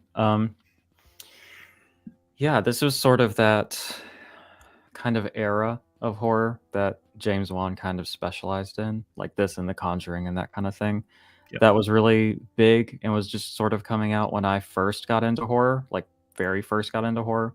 This was one of the first horror films I saw, and I thought it was pretty effective. And I rewatched it, not that recently, but kind of recently, and I thought it held up pretty well. Especially for like PG-13 horror, like PG-13 modern horror. I think it goes farther than you'd expect, and it is pretty effective. The steelbook artwork I think is pretty lazy, but other than that, I mean, it's whatever. I like the film, so. Not only is it lazy, I don't know if this is going to be on the actual steelbook, but if you zoom in, on his right eye, it says Insidious. On his left eye, it looks like it says the word is, or a backwards like 5-1. Is it? It's not the 15th anniversary, is it? No, it's 13th. Okay. So, yeah. I don't know about that then. I saw that pop up and I was like, why is this on his face? I don't understand it. That's funny. I don't know. I think that the design in general is just bad. Is it bad? I think it's bad. Well, not only is it bad, But there's nothing different. I believe this is one of the theatrical posters. well, it's also the one I have the Blu-ray, and I'm pretty sure it looks almost exactly like this. So Yeah. that's an Ragnar old says ass Blu-ray. it is very. I hope the new label that Jared is doing with Jesse from Diabolic isn't messing with Mondo. They seem to really fall off the past year on releases. I will fully disagree with that. I think Diabolic has had the best year they've ever had, and it's definitely not messing with them at all. They haven't even gotten that the release date for the first title isn't out yet, and yeah, it's not. I talked to Jared. It's not done anything with Mondos, and honestly, I think this year has potential to be the best year from Mondo Macabro again ever, ever. Nice. People are saying that you're making them feel old. Oh, well, that makes me feel good at least. So you can take comfort in that. Insidious is good, but the sequels are not. I think I've only seen the second one. Have you seen all the sequels? No, I saw the second one, and I saw it in theaters, and I remember too. liking it. But I also remember having a really kind of quintessential terrible theater experience where people were like screaming really loud on purpose and like being really obnoxious and like, oh, the big horror movie of the week is out, let's go and make fun of it because we're so cool or whatever, like that kind of annoying thing. But I remember thinking it was like a good time or whatever. I don't know, I'd have to rewatch it, I think. I kind of similar but opposite feeling. I've only ever seen the second one and the first one, and I had a wonderful experience. This was one of my first experiences at a theater in Kansas City after I moved here, and it was, I think, 2014 or 13, one of the two when it came out. And my wife and I went to this theater, and first of all, keep this in mind while I say this: $15 a person. $15. This is amazing for this. So when you go in, you get Insidious and Insidious 2 double feature. You get a it wasn't huge, obviously, but it was like about yay big, probably like 6.5 inches long. This little fake blood bag, and it was a cocktail in this little blood bag that came with the price of admission to both films. And then up above the movie theater, they had set up it was not large, it was very small, but an actually pretty well made haunted house. And then in between the two films, they had a local ghost hunter come and talk about what they do. Yo, that's so sick. That's so fun. $15 a person. Now, the cocktail was that was alcoholic, I'm assuming? Yep, alcohol, mixed drink, yeah. Damn. I don't drink, but part of the reason I don't is because like typically that kind of thing runs you $15 on its own, which is like so stupid to me. Like that's crazy that you got that deal. Yeah, hardly ever drink myself, and yeah, to get that, I was stoked on it. Les Miserables is coming out. Go ahead. Sorry, you said that the film came out in like 2013 or something like Something that. like I think that, that's right? about right. Because to continue making you all feel old, I was in high school when it came out, and I went to go see it. Let me see. I can pull up IMDb to verify. But yeah, we moved here in 2013, so I have a feeling it was that like September, somewhere around there. Yeah, 2013. Look at that. You know, I'm about to turn 26, and I've lately been feeling older. Like I think for a while I was just in my head like, yeah, I'm still 21, and then all of a sudden I'm not, and then I've just been feeling older. But being in this space and this community and seeing my YouTube analytics and just knowing you all, I get to feel young again. So that's fun. Yeah. The analytics. I was looking back on who views my videos for the first like year and a half of this. It was 99.8% male, I think, and the vast majority were over age like 45. I was like, oh, interesting. Interesting. Yeah, I get it. Sorry, I'm just reading these comments. David is like angry at me for being as young as I am. Sorry, that's just funny. Insidious 2 is not even yet. I'm still 25. All right, so it'll be soon though, so don't you worry. Insidious 2, creeping. September 13th, 2013. Nice. Sibner says, I'm a Well. whole high school sophomore older than you. Yeah, I don't know what's going on. Younger people aren't really into this shit. So I'm just kind of, I get to feel young, I guess. I don't know. Although my analytics typically start around 20, 25, I think, is generally the age range that it starts at. But most of the people who watch my videos are quite a bit older than me. So that's interesting. But anyway, that was a whole thing. We can move on to Les Mis, which is another one that I saw in theaters when I was in high school. So that's fun. Nice. Les Mis coming on 4K this summer from Universal, and we don't know anything else about this yet. Odd press release for them to put this out. But this one, I'm not surprised that this got announced. This is one that was very, very popular when this came out for even for like younger people, which I feel like some people were surprised by, but this will probably sell like crazy for them. I was surprised only in that I thought it already existed. And I was like, oh, I guess they never did a 4K for this. Yeah, I thought it was okay. It's a little much, honestly. Yeah. It's very... it's very extra, I think. It's pretty garish. Like they're singing every line, and garish is a very good word for it. It's just, yeah, there's a lot going on. That's not a high bar, Tony. I mean, yes, but also I would rather watch Cats again. Damn. I mean, I guess because that's like a fun. Oh no, I hated it. It was one of the worst films I've ever seen. But it was a lot if of you're a big fun. fan of camp. Oh yeah, no, it's so. Cats is a film that the whole time I was watching it, I was just shocked that it even existed and that it was as bad as it was. Les Mis is just kind of like. I mean, it's fine and it's like kind of good, but it's also like 6 hours long and there's like a ton of singing in it. It's just like you don't get Ian McKellen fucking CG'd onto a cat like licking up milk and shit. Like, you know what I mean? Like you can't get that experience anywhere else. With a cat body that somebody took the time to CG a butthole on. Yeah, I'm still waiting on the butthole cut for Cats, honestly. That's what I really need, you know. Maybe that'll be on the unrated 4K cut next year. I hope so. Australia is getting a 4K of Reservoir Dogs on May 31st. This is coming from Via Vision, which is the parent company of Imprint.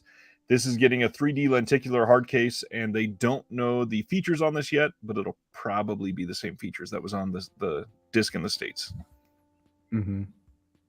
David's comments are just making me laugh today. I like that one.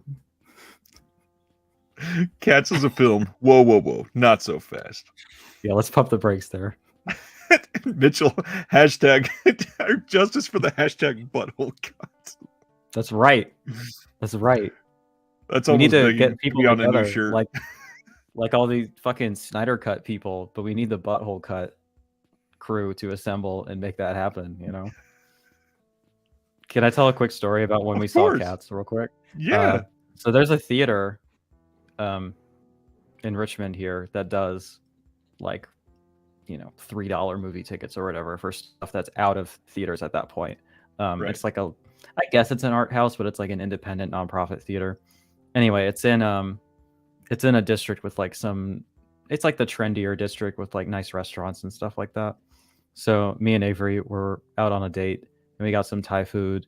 And then we walked out of there and I saw across the street where the theater was that they were showing Cats.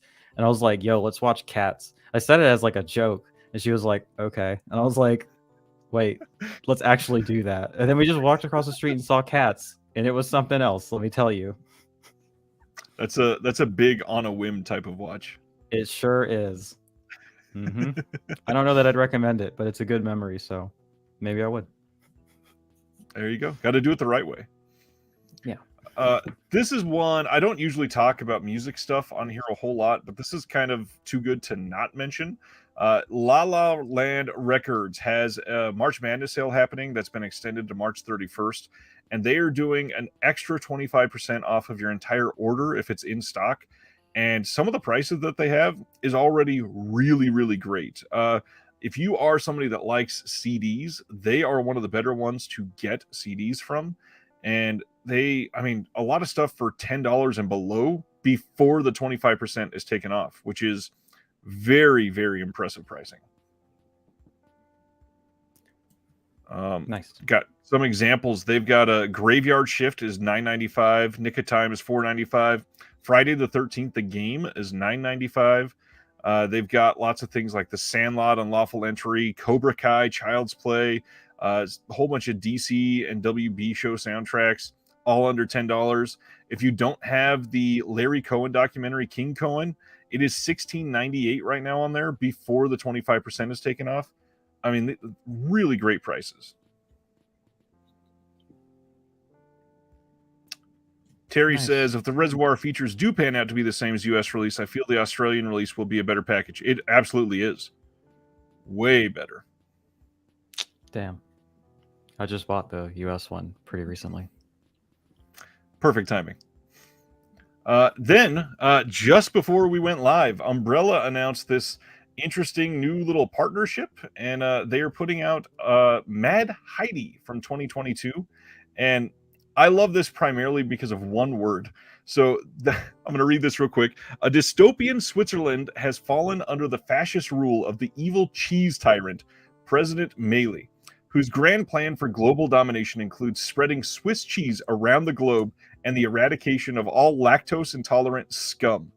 Sweet-natured Heidi lives a simple life in the Swiss Alps, protected by her gruff grandfather. But when her boyfriend, Goat Peter, is killed by Meili secret police, the innocent girl transforms herself into a kick-ass female fighting force who sets out to liberate the country she loves from the insane cheese dictator. Based on Johanna Spyri's beloved children's book character, Johannes Hartmann and Sandro Klapstein, Klapstein's Mad Heidi is the world's first, this is the word, Swissploitation action-adventure extravaganza. Take it from us, this ain't no Shirley Temple film. And this gets a slipcover, audio commentary with the director, audio commentary with a couple of the actors, a making of documentary, stunt reel, visual effects breakdown, teasers, trailers, and all that fun stuff. This sounds really, pardon the pun, cheesy and fun. See, when you said that you were a big fan of one of the words in there, I thought it was going to be cheese dictator. Like, I was like, yeah, that's pretty good. And then you got to Swissploitation. I was like, wait, that's better. It's That's so better. good after what the story is. Yeah.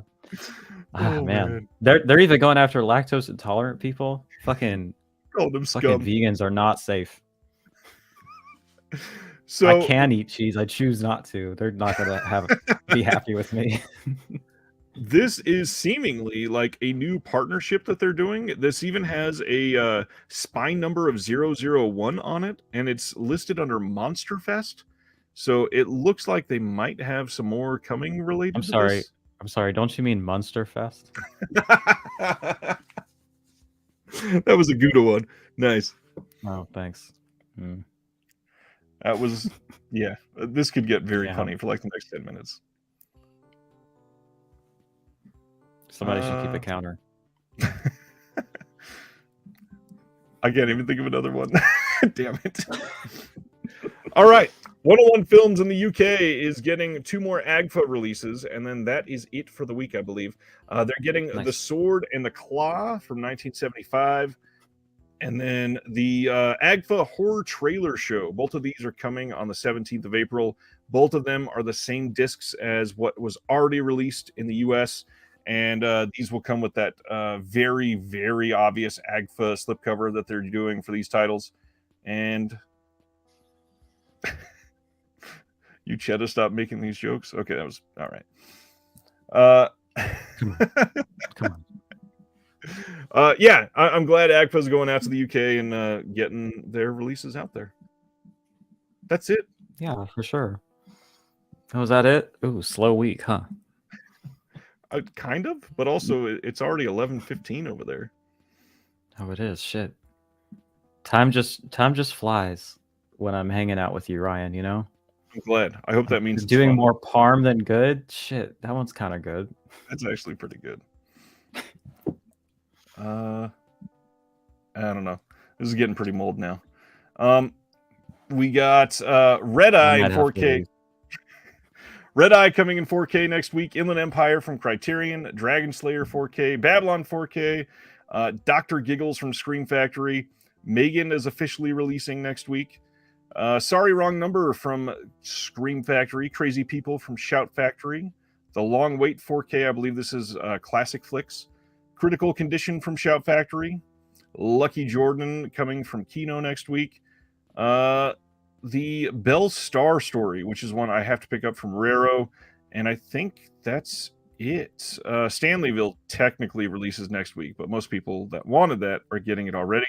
Flaming Ears from Kino, and then if you really want Left Behind with Kevin Sorbo, which I know is one of your favorites, you'll be able to pick that up He's a good one. Starting next Tuesday. Yeah. Fucking Kevin Sorbo. Disappointed. All right. Feminine and feminist sort of boutique releases is what we're going to dive into. And like I said, I apologize in advance for the melancholy feeling some of these are going to leave if you are into them. All right. You want me to go first? Or you want to share your first one first? I am realizing I left one of mine downstairs, so I might have to run and get that real quick. So Okay. if you want to go first, I will be able to hear you because my headphones will be in range, but I'm just going to go run and grab it real quick. Okay, I'll do one of my two happy ones while you do that then.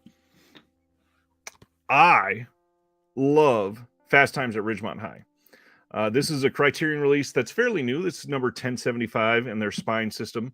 This is directed by Amy Heckerling, of course, and this release is decent. I fully expect this to get a 4K release probably in the next year or so. This is from 1982 and a movie that I have always loved.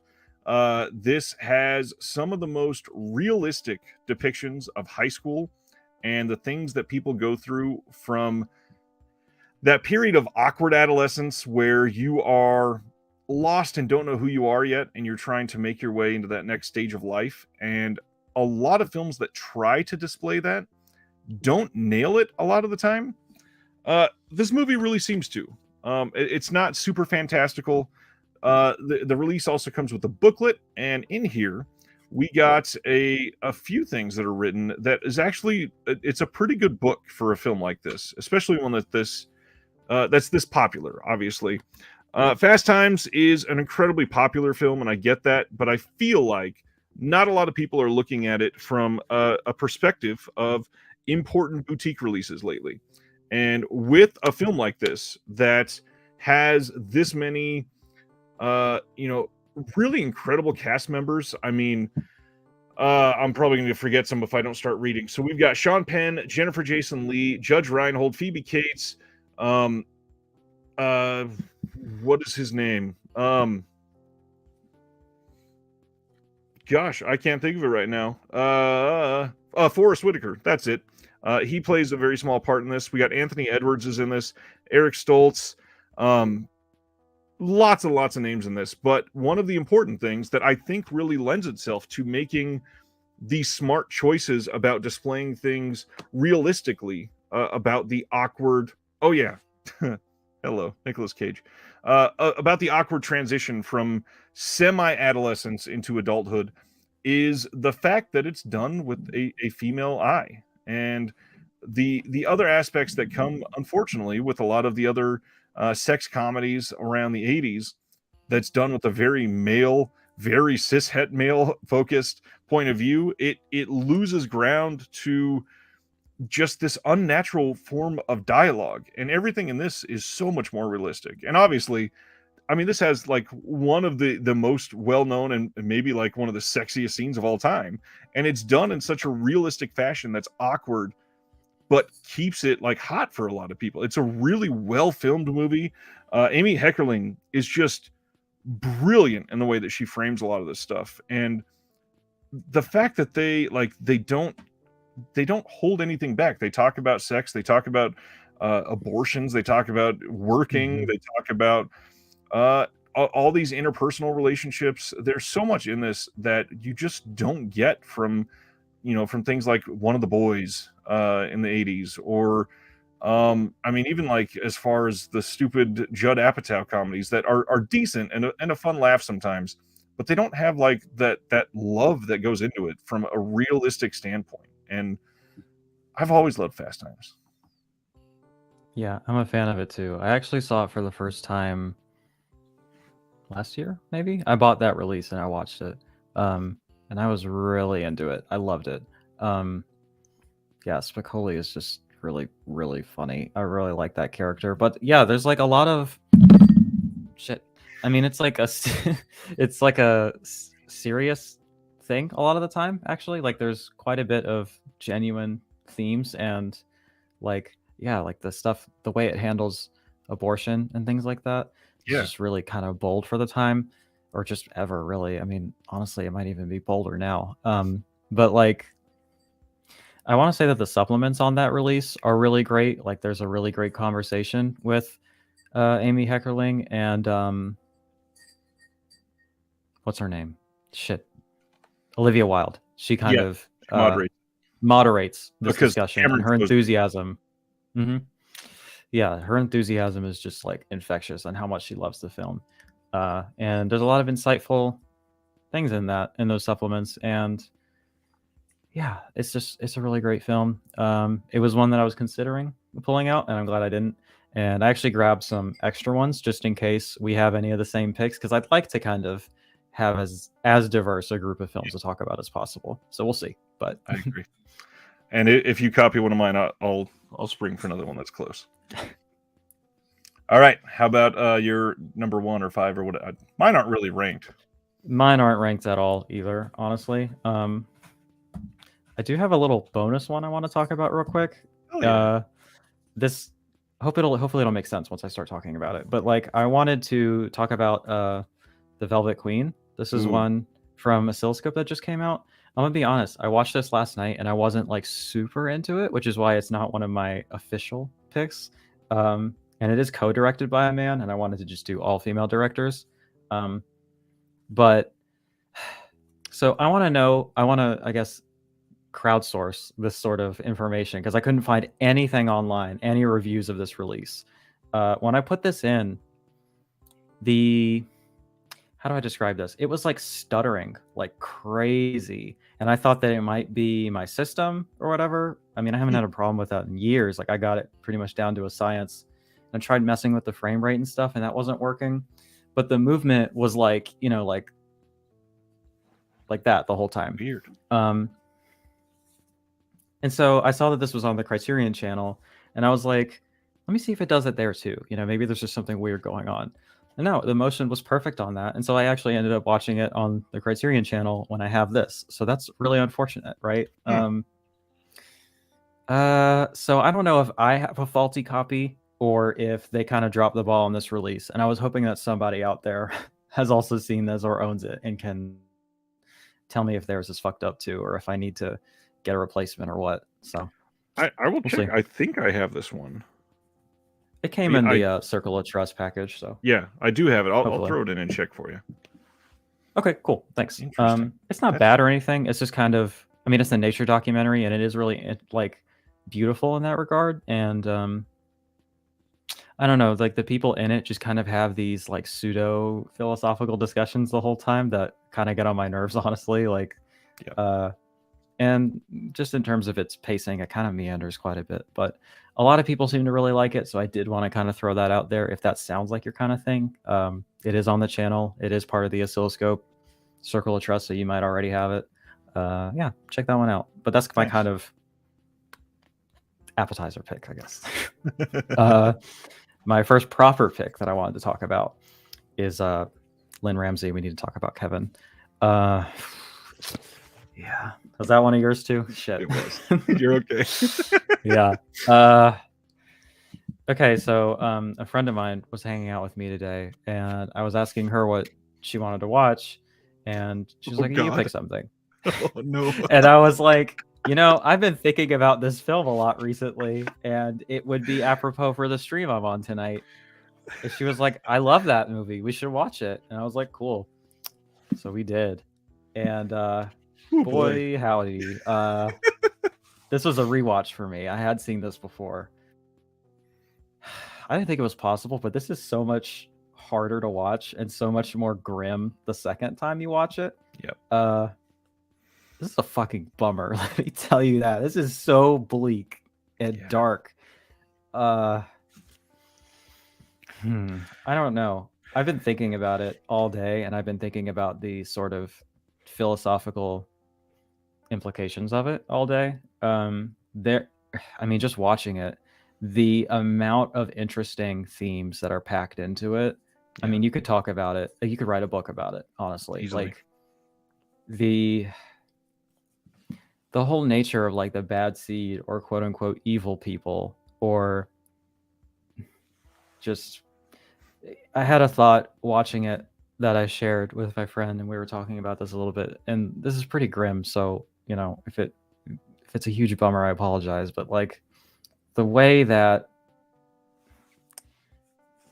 the frequency with which mass shootings and incidents of mass violence have been escalating and continue to escalate in the United States, it's actually, I don't think, a stretch to say that there is a literal audience of people who can exactly 100% one-to-one relate to the experience that Tilda Swinton's character goes through in this film. Right. And that should be such an extreme and uncommon experience, but it really is something that so many people at this point have had to go through. David, what did Tilda Swinton do that was problematic? That's unfortunate. There's a current production set that they are still requiring COVID requirements, and she basically said, I'm fucking done with masks, and isn't going to wear it. That's a bummer. Yeah. I don't know what's going on with Ezra Miller either. They're kind of going through it, but like, shit. Their performance in this is really good. Yeah, I love that the package. inner work of this. While you were talking, I just wanted to show some of the art, because this is like It's brilliantly done. And I mean, wow. I was showing that to my friend while, when I was putting the disc in. I was like, look at this shit. It's so good. She was impressed by it, I think. So that's good. Yeah, I don't know.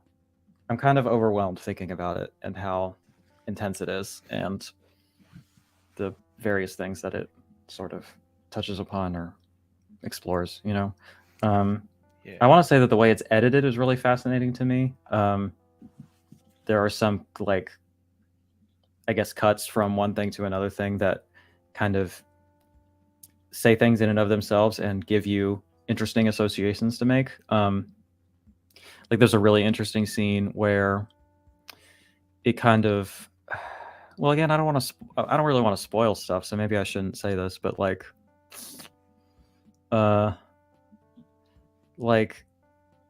you kind of get a glimpse of the event that kind of culminates at the end, and it cuts to her screaming, and I think, at least for me, at first I thought that was her reaction to learning the news of what happened, but it's actually a clip of her giving birth. So I think that gives some pretty interesting parallels and says something, Yeah, I don't know. I've got three things, since you're overwhelmed at the moment, that I wanted to throw out when I was preparing for this. So, one, really love that on the Digipack, you can't see a whole lot of this, but there's an essay printed on the outside of it by Mark Stafford. You probably don't know that name. And the reason for that is the bottom of this says, Mark Stafford is a psychoanalyst in New York. He's a member of a psychoanalytic association and on the faculty of the School of Visual Arts at the Parsons School of Design. So they got an actual psychoanalyst to talk about the content of this film. Super unique. I'm glad they did that. I didn't realize that. I'm probably going to read it as soon as we're done. It's pretty good. One of the other things that I really want to throw out there is the fact that they use time jumps in this movie in a really interesting way. So not only are the edits really well done, it's not told in exact order, and it leaves you, by nature of what you're watching, you already are more on edge because of the timeline. You don't know what you're reacting to. You don't always know what you're seeing. You are stuck in a situation that is very much like what Tilda Swinton is going through, in that she's starting to get more and more frustrated. And as you're watching it, it is this agonizing, impending doom that you know something is coming, and then a time jump will happen, and you're like, well, fuck. It's like,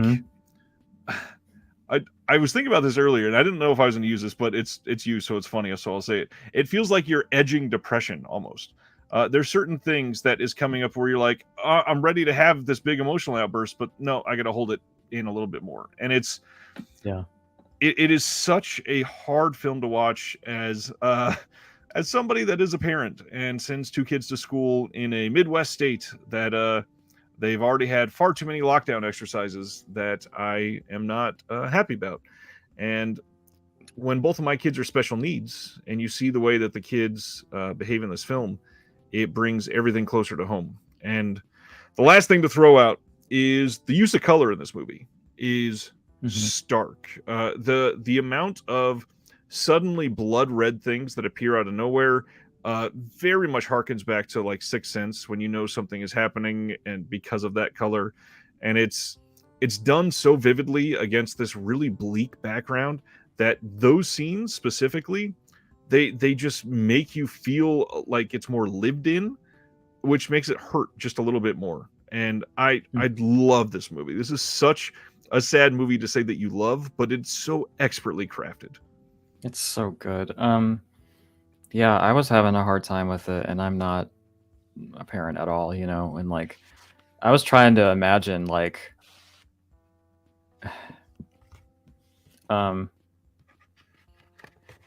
sorry, I was just reading the chat comments. Yeah, I was trying to picture how I would feel watching that as a parent. I think I almost probably couldn't watch it. It would be too devastating to really put myself in that situation, you know.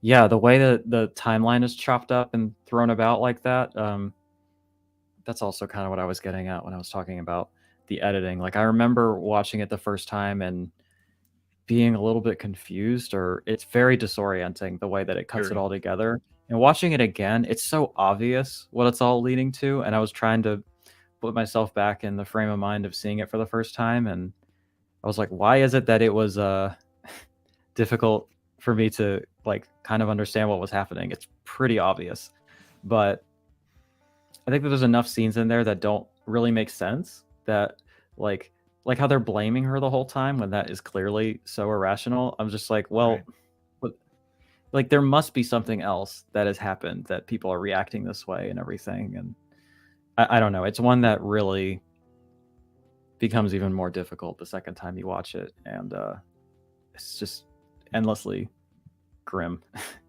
Yeah, it is. But it's a wonderful, wonderful film. Thank you, D. Sibner, for saying that, by the way. That was something I was going to correct, but you were on top of it, so. Man, this is a weird one to follow that one up with, but I'm going to do it anyways. Another one that kind of falls in line with my first pick, in that there are films similar to my next pick that are told through a very male eye, and they just feel different. And this one is done by a director that had a pretty major impact on me when I was younger for a very different styled film. And that is Penelope Spheris, who directed Wayne's World, that I watched probably 914 times at least. The Severin release of The Boys Next Door. So I've talked about this movie so many times. This movie, first of all, extremely homoerotic. Extremely. Well, yeah. It's also overtly homophobic in a couple scenes, but it is it does kind of skirt that line, doesn't it? Yep. This one, if you've never seen it, this feels like a post Friday night football game at a high school turning into Henry Portrait of a Serial Killer.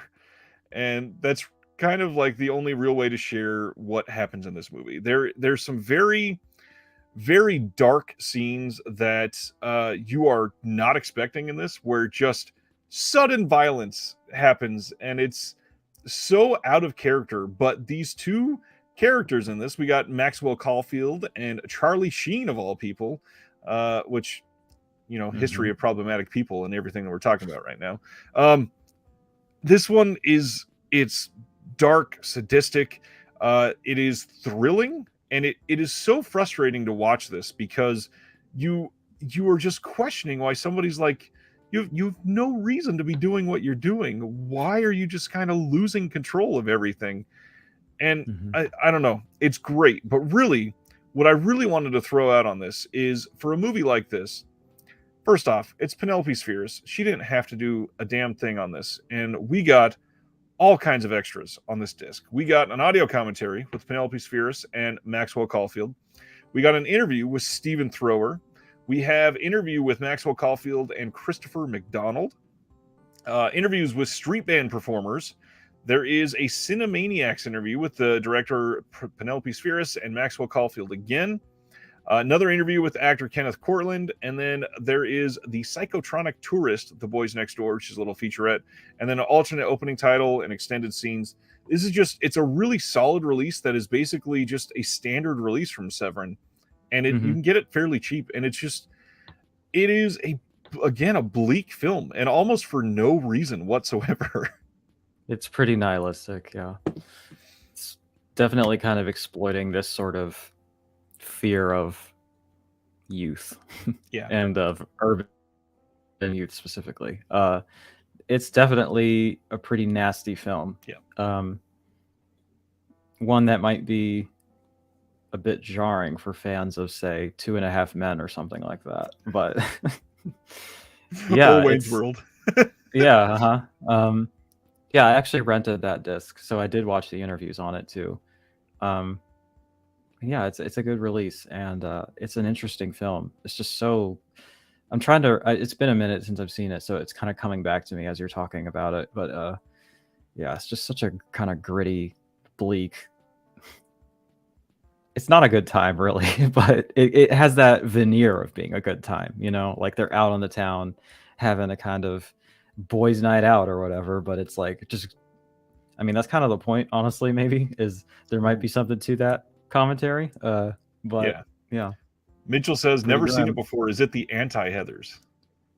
I mean, you can kind of frame it that way, but in all reality, it's a very like high school version of Henry Portrait of a Serial Killer. But it really is, honestly. Now that I've seen that too, thinking about it, you're kind of right. Yeah. And it gets to be as dark as where Henry kind of loses control, especially in that one bedroom scene.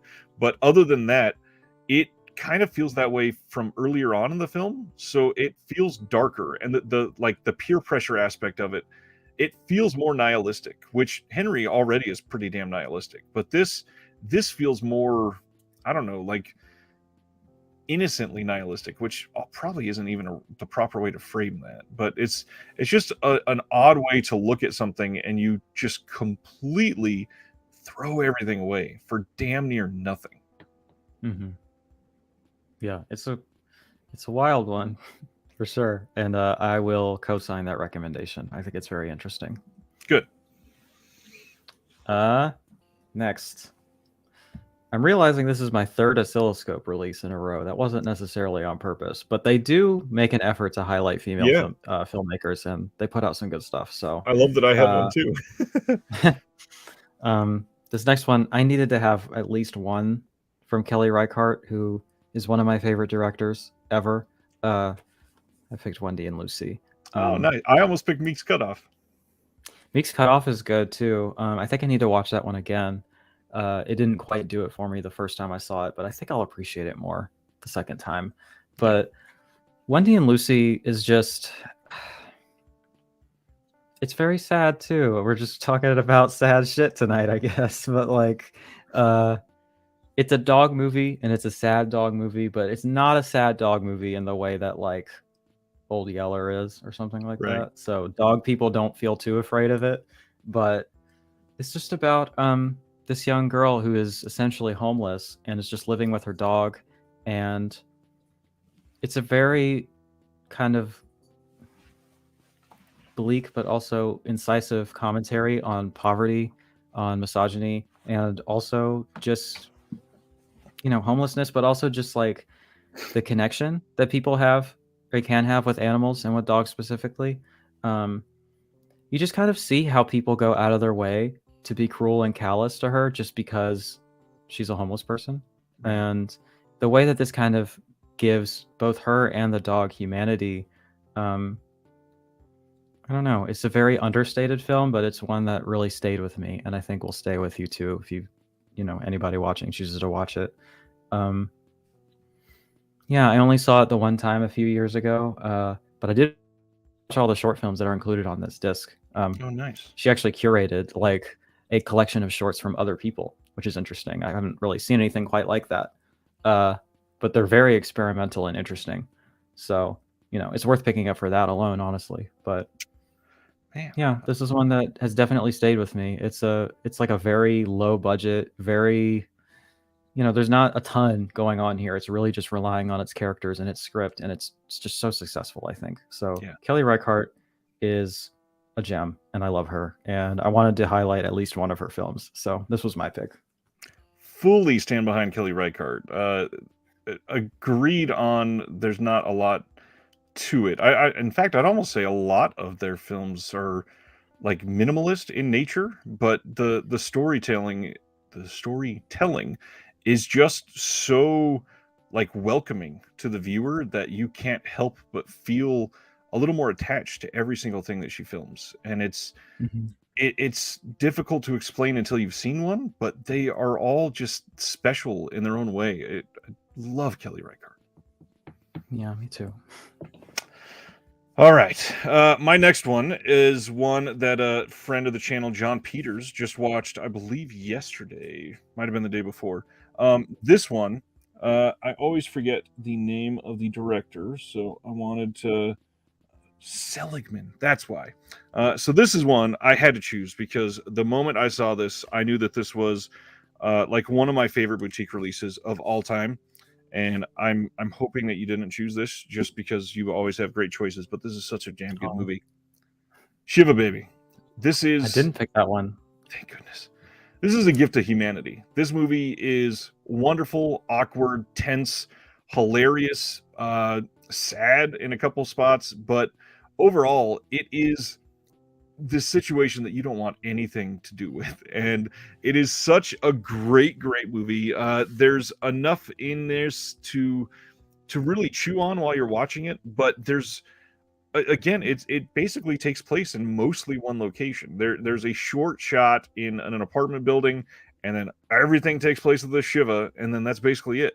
And this story, if you've never seen it, is with Rachel Sennett, who is like God's gift to cinema lately, especially with what she does in Bodies. So she starts in this apartment where she's having an affair with somebody, and she goes to a Shiva, and the person that she was having an affair with shows up, and it turns into this weird, like, sexually nihilistic film where she's very tense and awkward. And then the music in this movie, they use it kind of like the score in Us from Jordan Peele to bring this almost like horror tension to it. And because of that, it makes you feel like your heart starts pounding, and you're like, why do I feel awkward? They're just cracking silly jokes. And then everything gets worse, and it becomes tense and full on, like, oh God, cringe. Why is she doing this? And it's so hard to explain, but the release is great. You got the trailer on here. There's an audio commentary with Emma Seligman, and then the cast is with her. There's a Q&A with Emma and Rachel Sennett, and moderated by Rachel Handler. There is, if you've seen it, you'll know that the bagel disc is there for a reason. Okay. There's also I love that. this wonderful poster that I really want to frame, and probably should, of the cover art with the bagels on the I think it's a whipped cream dress, and supposedly she was actually nude while taking this, which had to have been gross to clean up. And then this very like classic like 90s erotic thriller poster on the backside. I like that one. Yeah, it's really good. Really good. This movie is like firmly close to a 5 out of 5 for me. Nice. So I haven't seen it, but it was recently put on my radar and my watch list because I was shall we say, enamored with her in Bodies Cubed, and I wanted to see what else she's done, and that came up, and I was like, "Oh, that's interesting." And I could have sworn I recognized it from the Vinegar Syndrome site, and lo and behold, it was. There's alt art on the other Yeah. side with that poster too. Yeah, and that film is like very popular on Letterboxd and also very highly rated.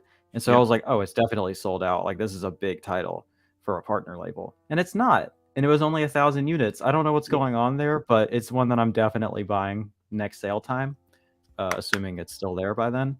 So yeah, it's definitely one that I'll be prioritizing.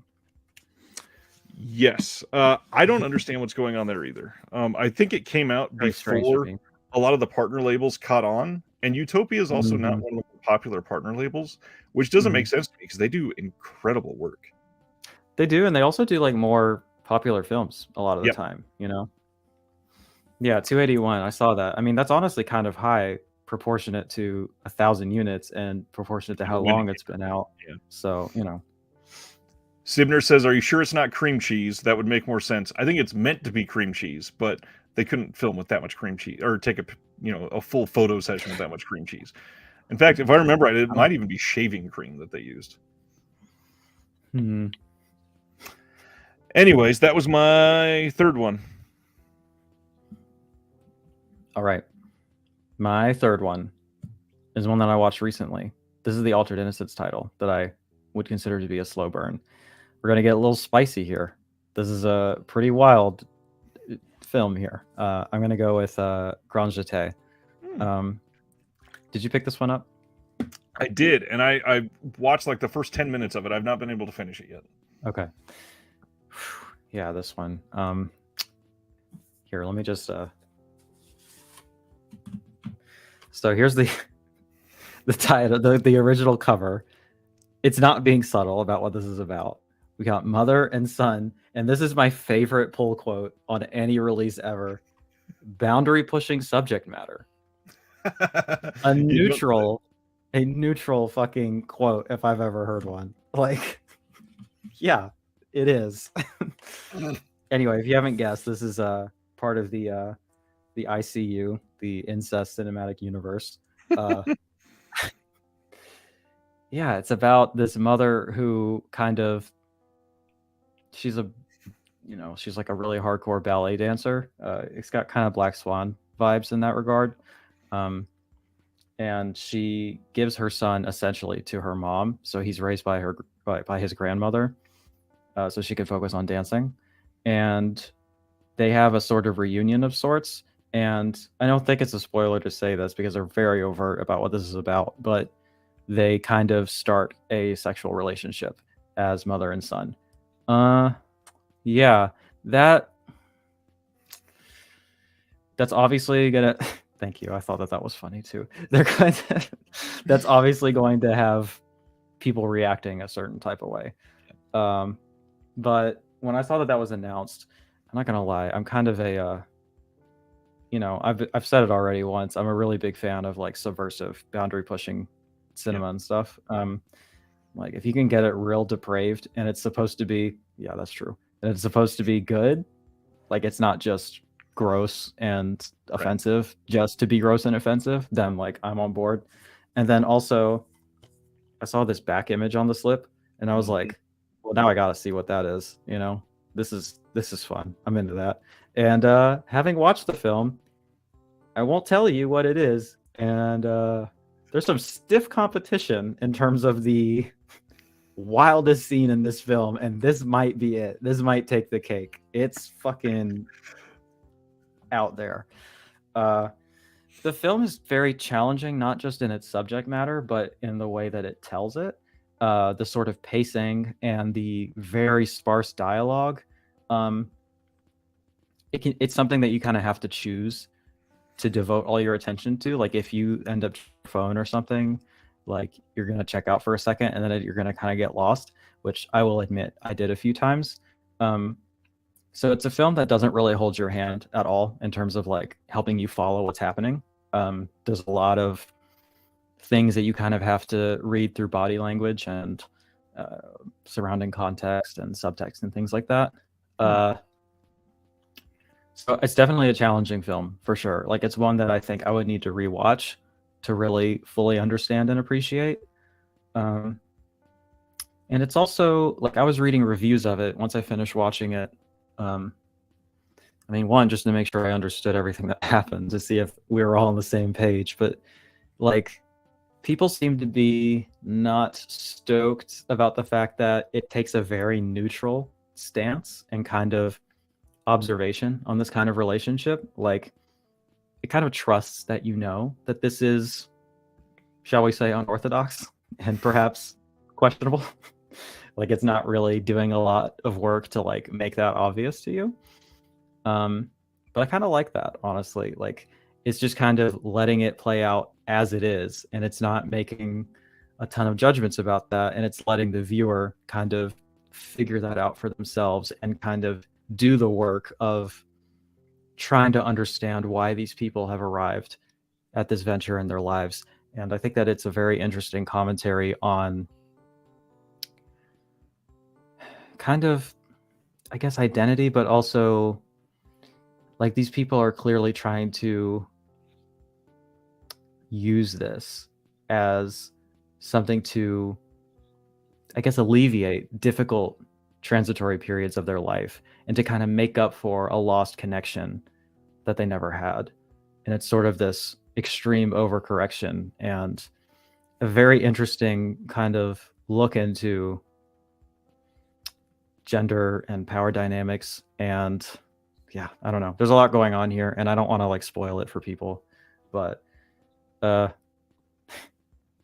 a lot of scenes in here that I could just describe to you, and you would just be like, "I'm sorry, what?" And you'd probably like need to go see it just to make sure I'm not lying to you.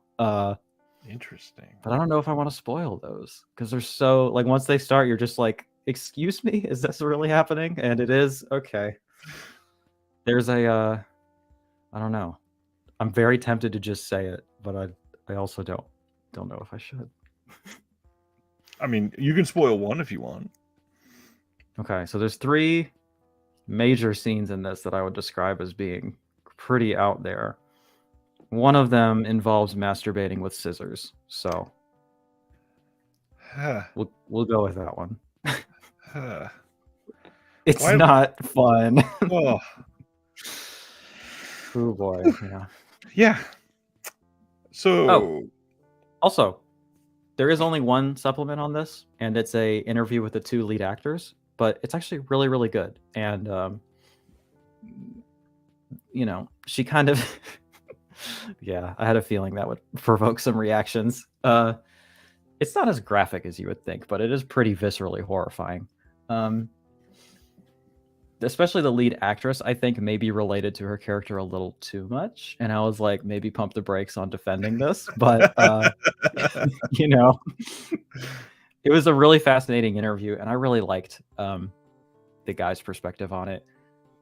Also, you know, to have a shallow, horny freak moment, like they're just both extremely attractive people. And there's a lot of scenes to perhaps enjoy that. So take that as you will. But the interview is good.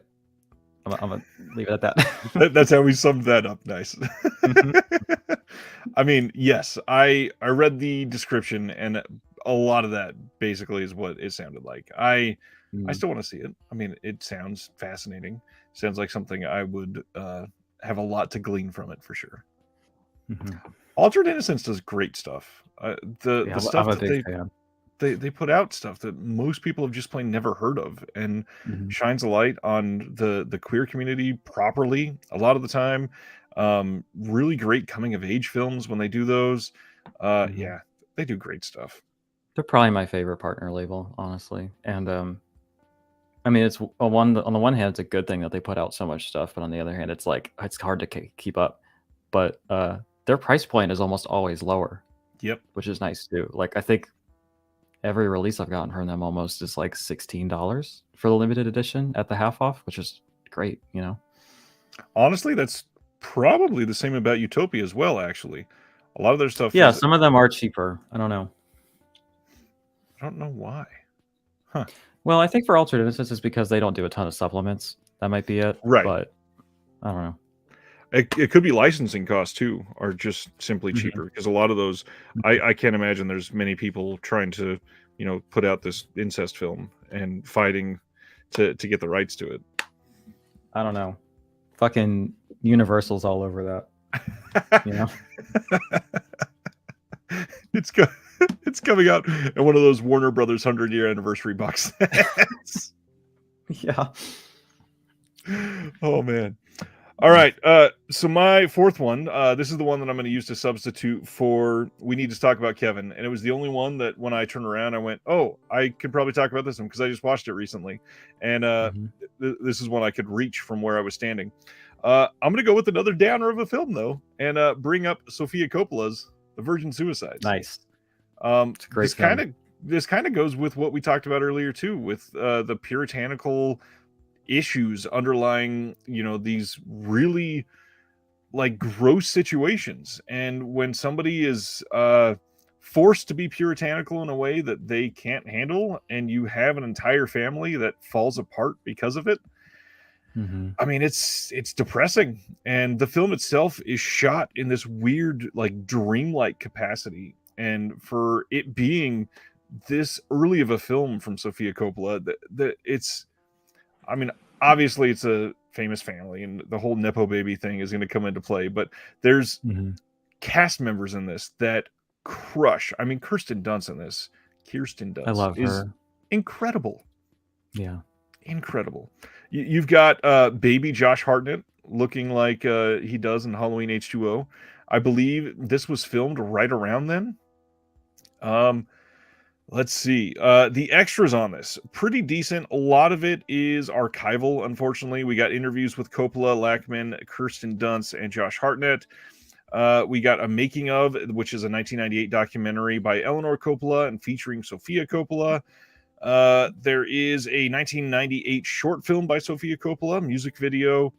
Yeah, it's decent. Got not a long insert. In fact, I don't even remember if there's... Okay, so there's a little bit of writing in here.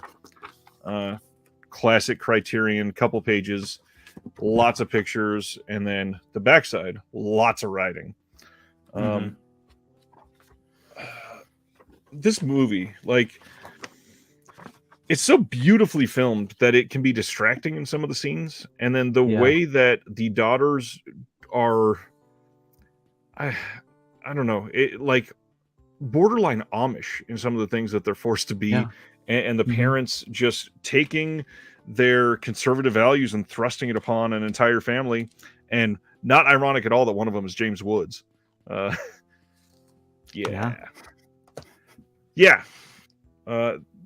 is The Virgin Suicides. It's great. If you've never seen it, you should probably look it up. It is wonderful. Soundtrack is amazing. Shot beautifully. The 4K looks great.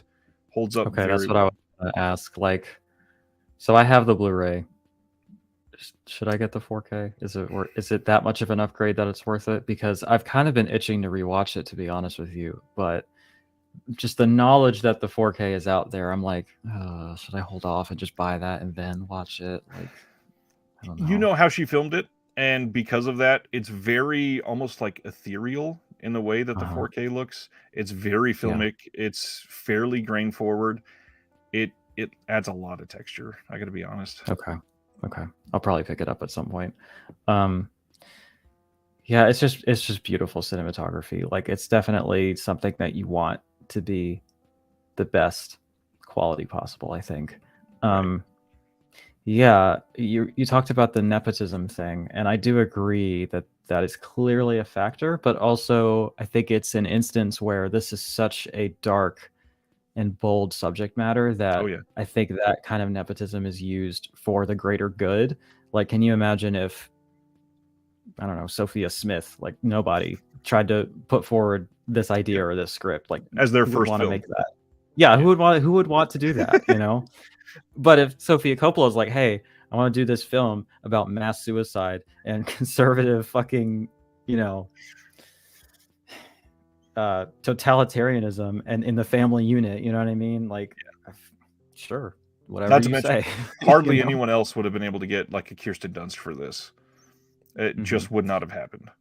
Yeah. I don't know. It's a film that is like equally beautiful and upsetting, and Yeah. I just have been thinking about it a lot and kind of itching to rewatch it. Yeah. Ooh, that's harsh. It's very harsh. I don't know about that. All right. Ash says, "Do you think I'm making a mistake getting the Shiver of the Vampires on 4K? Not if you want it. Period." Yeah. Sibner says it's got a lot of soft focus in it, though. It does. However, the coloring in that movie is great, and literally the biggest thing is the textures. It does have a lot of soft focus, but it really does bring in a lot of, like, the interiors of the house looks better than you'd ever expect, for sure. What's going on, Brian? Hi. Alrighty. Next one up. I feel like for I had you. one more closing thought on that, but okay. it has escaped me. So we'll let it vanish in the ether. I'll go ahead and pull out the next one here.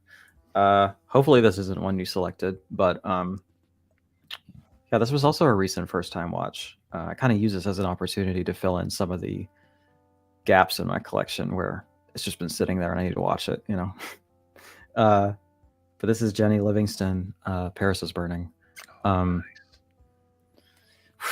I mean, people have been telling me how good this is, and it's kind of one of those things where I know it's going to be incredible and I know that I need to see it. I just want to make sure that I'm in the right frame of mind to appreciate it. Yeah. And it is a pretty short runtime, which is, kind of helps in that intimidation factor, I guess. But yeah, we just kind of started watching. I watched this with Avery the other night, and she had actually seen it before. So that was cool. And she had really recommended it and said that it was great. And this was actually something that she bought a few years ago. So that's cool. Yeah. Okay. Once it started, it was the way. Have you seen it, by the way? Years ago. It's been a long time. I'm not going to be able to recall a lot of the details. Okay. The editing and the pacing is very frenetic. Like, it's just a lot coming at you in a short amount of time. And it doesn't really do a lot in the way of, like, there's no narration or anything like that. There's nothing to say to you like, hey, this is what we're talking about. Like, here is a quick rundown of New York City ball culture. It kind of throws you right in, and it lets the people who actually lived it kind of piece that together for you over the course of the runtime. And so by the end of it, it all kind of comes together and makes sense. And you feel like you've just kind of lived in this world for, I don't know, 70, 75 minutes or something like that. So at first I was kind of like, I don't know, I feel kind of lost watching this. Like, I feel like I'm missing some context that I need. But by the end of it, it just, I don't know, it just does that thing that great filmmaking does, where it kind of pulls a magic trick on you, or by the end of it, it just comes together and makes sense. And you're just thinking about it for a while after it's done, and you're just like, yeah, that was just amazing. I don't know what else to say. Like, that was just perfectly pulled off. There are so many like memorable characters in this, and I don't know. It's kind of a tough one to watch in the current. I love that everybody is just taking off with this ICU thing that I fucking just kind of said on a whim. I've just been kind of low key trying not to laugh at some of these very fun comments. Let me get back to being depressing and serious. With the, shall we say, coordinated genocidal attack on drag and gender diverse cultures right now, especially in the United States, to kind of see this snapshot of that culture and that lifestyle in this very specific moment of catharsis and self-expression that these people created, where, like, I mean, it's sad, but it's also just very accurate, where, like, I don't know, like, in regular society, especially back then, but honestly, it feels like it's getting to be that way here in the current moment too. Like, I mean, I guess I'll just use myself because like I am one of these people. Like people like us, people who have rejected their assigned gender at birth and have rejected gender norms and all these other things. Like traditional society does not give us an avenue or a way to be celebrated or to authentically be ourselves without living in fear or putting ourselves in danger. And this sort of way that they created that space for themselves, I don't know, it's equal parts inspiring and heartbreaking, especially with things that are revealed at the end, which is just, I mean, it's really hard. It's just a gut punch by the time you're at the end of it. Yeah, I mean, this one is very personal for me, especially in the moment that we're living in. But it is, while it is heartbreaking and while it is kind of, I guess, bringing to the forefront a lot of things that I've been feeling lately, it is also just inherently such a beautiful celebration of these people and of this culture and of self-expression in and of itself and of authentically living as yourself. And it's so fucking good. Like, just watch it. That's what I'm going to leave that as, is like, it's worth seeing. It's a beautiful film. So yeah.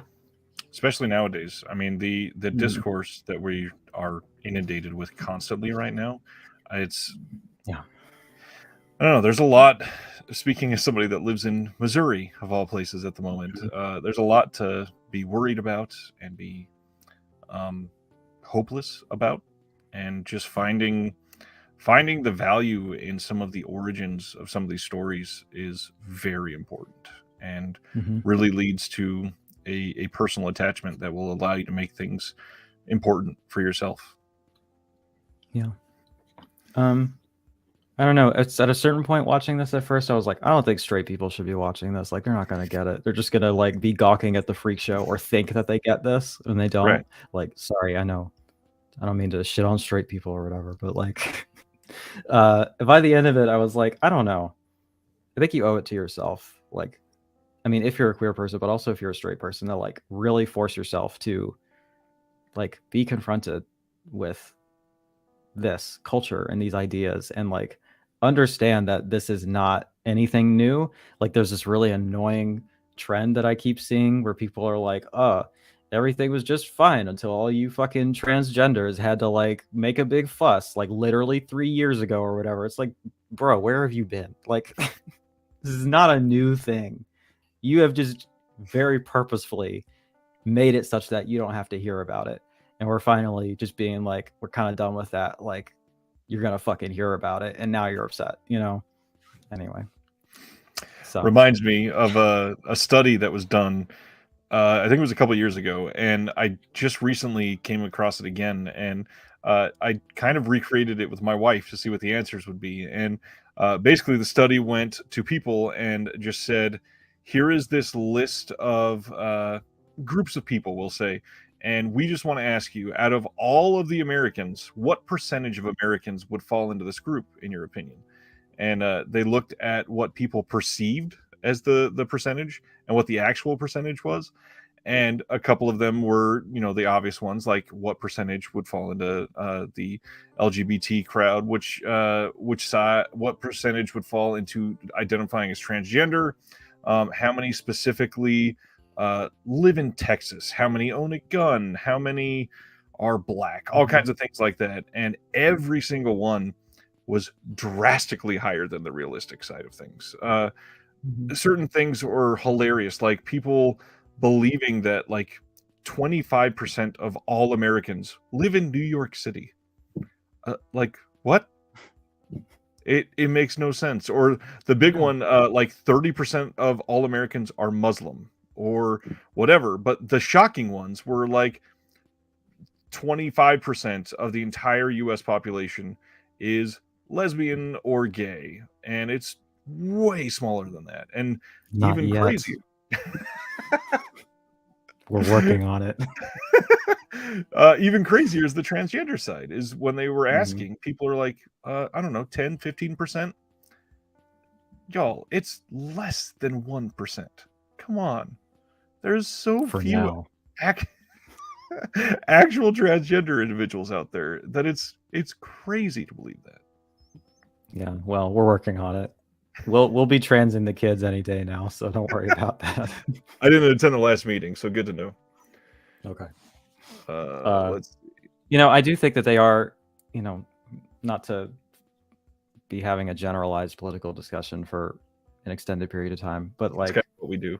I think they are reacting to the fact that younger people are feeling much more comfortable identifying in that way, and they're thinking that it's like I don't know, we're like actively like making children into like trans people or something, or like Right. being these like agents of propaganda and chaos or something, when it's Stand like in front of Walmart. I with mean, stand-up cheeks. maybe it's just that an entire generation was just terrorized into being their assigned gender at birth under like literal threat of death, and now that's less so the case, so people feel safer about being themselves. What a wild concept, you know. This is not an original thought. I'm stealing this from like a tweet or something I saw, but like there's a very interesting graph of the number of people who are left-handed, and there's the before, like you were even allowed to be left-handed and they would just force you to be right-handed, and after, and it's like, wow, I can't believe this left-handed propaganda turning kids left-handed. It's unbelievable, you know. The numbers are Wow, it's skyrocketing. crazy. It's crazy. It's like if you let people be themselves, they might actually do that. What a wild concept. Anyway, Yikes. I kind of don't want to talk about my fifth one now. go for it. Well, it's very depressing as well. So we're just going to stay in that realm, and I'm going to go with one of my favorite modern female directors, and she hasn't even done enough to make me say like she's on the way to being prolific or anything. I'm going to go with The Nightingale. Jennifer Kent's release of The Nightingale is a starkly depressing film, and if you can get past the first 30 minutes, it becomes much more justice filled, and you'll be happier after that point. I promise. This is essentially a revenge film. So we have our main character Claire, who has been assaulted, had a tragic thing happen to her family, and that's putting it very mildly. And she goes chasing after this individual that is a British officer, and she goes after the individual that brought all of this havoc to her family. And she has to go and enlist the services of an Aboriginal tracker, because this is set in 1825, and obviously this is set in Australia, I believe. And this release is amazing, but the film is stupendous. This is the book on here, and it's very good. Second Sight, always top notch on what they're doing. Came with all kinds of art cards. The movie itself, there's a lot to unpack in this, because we were talking about triggers earlier. There are multiple things in this that are hard to watch, that are important to watch in this. It is not an easy first 30 minutes of this movie to get through. There are two main scenes that are hard to watch for sure, and they're supposed to be. They're supposed to make you feel pained. They're supposed to make you feel awkward and hurt and empathetic, and then that led to your feeling empathetic for the following chase that happens throughout the rest of this film. But the real story is that everybody around this time is just straight wronged, unless you're white, male, and British.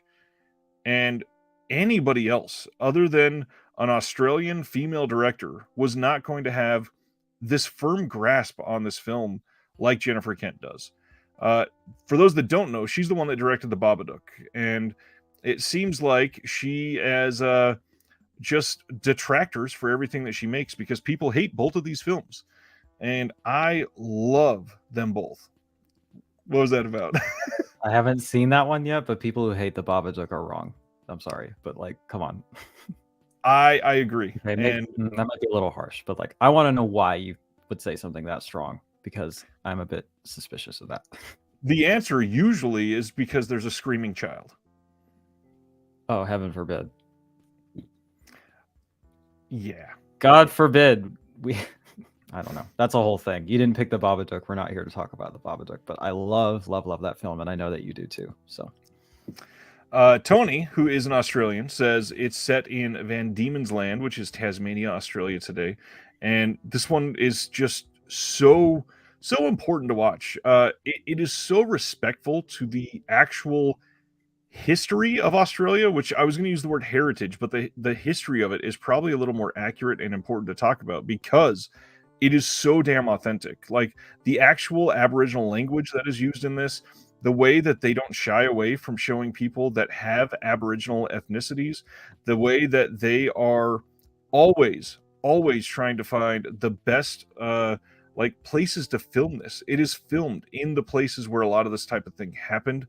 It is a very it's a brutal movie in all aspects of it. It is a wonderful story that you can easily place yourself into, and because of the people that are being hurt in it, if you if you're a decent person, empathy is very easy to find in this film, and it's just starkly depressing, and it leads to this emotional outpouring throughout the entire thing. Emotional outpouring. And it's so important to watch. I love this movie. This release is stupendous. I mean, Second Sight, ridiculously great. They've got an interview with the lead actress here. They've got interview with Michael Sheesby from the film. There is an interview with another actor, a couple others actually. Interview with the producer, interview with the editor, interview with the production designer, which the production design in this film, because it's made to be authentic, is incredibly impressive. It is something that uh, really would have been easy to phone in, and they go beyond where they need to make it as authentic as possible. There is a video essay by Alexandra Heller Nicholas that is called Bloody White People that is important to watch.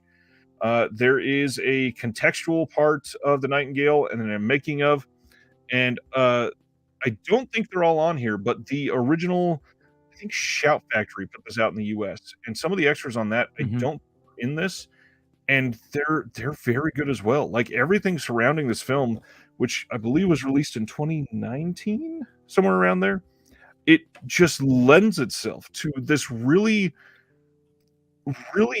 like educational way of discovering why this movie is so important. It is a beautiful, violent movie that everybody should probably see. I mean, you've sold me on it like quite a bit, so I need to get on that. It's been on the watch list for a minute. Just need to finally get around to it. Yeah, I mean that sounds pretty intense and like something that I would be into. Yeah, sometimes I need really intense films like that to kind of. Yeah. This is gonna sound depressing because it is, but like, I don't know. I have like depression days where I just don't feel like I feel anything, and I need like really intense films to kind of make me feel like a person again. And I'm the same. yeah, okay, it's not just me. That's good. No, Uh, I look at some of these as a jump start sometimes. There's so mhm. many times where I am I mean, I'm gonna get real for a minute then. I've been going through some shit lately. I am so depressed with my job lately, and because of that, a lot of the films that I've wanted to be like, yeah, this seems perfect for me. It just seems so like flavorless, I guess would be a good way to put it. It's just why am I watching this? I don't feel a damn thing.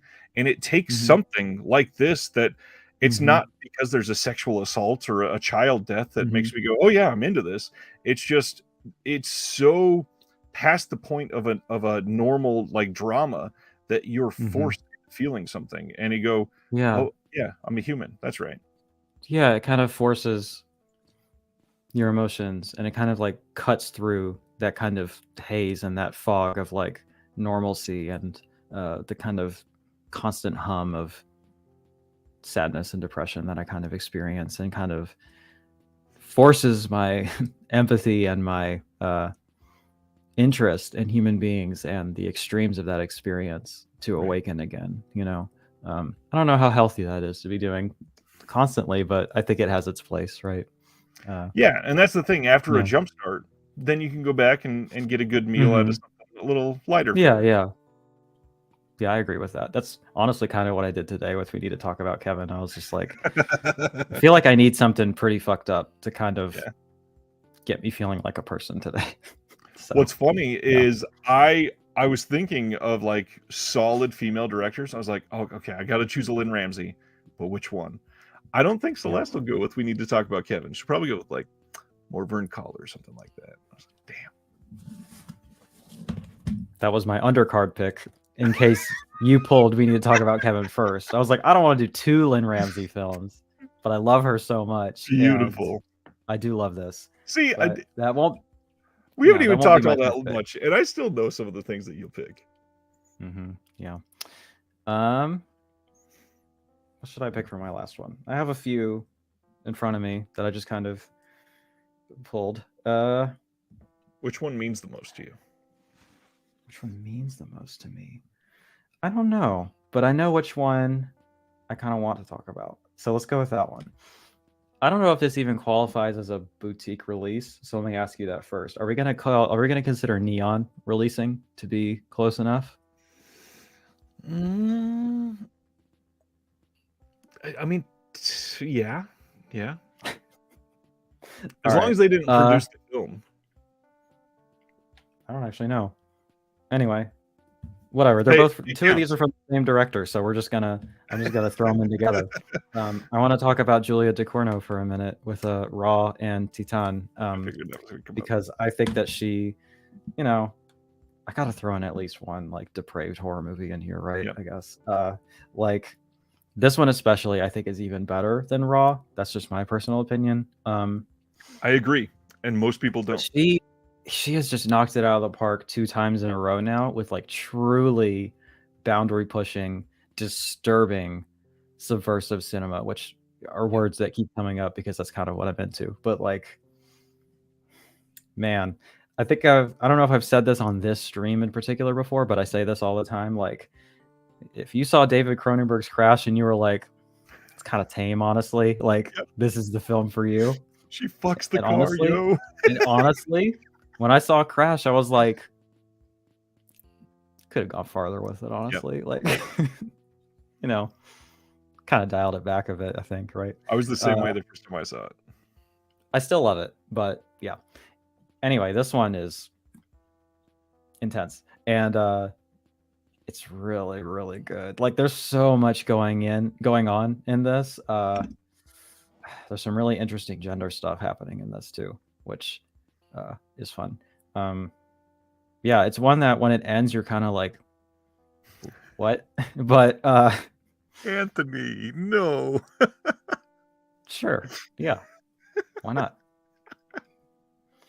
But I think that it uses the extremity of its images in a really interesting metaphorical way, where once it's over and you kind of think about it for a bit. At least for me, I was like, oh, I think I get what she was doing here. And yeah, I just wanted to highlight her stuff because I think that she's like one of the more interesting directors working today, and really pushing the boundaries of what horror can accomplish in a way that isn't just like Terrifier or something. Like, just kind of, it's not just jump scares and gore at all. Empty violence, I guess. Violence for violence's sake is kind of how I would describe those type of films, which, not to say that that's necessarily a bad thing, but this sort of thing, I think, takes that and amps it up to the extreme, but also has a purpose behind it.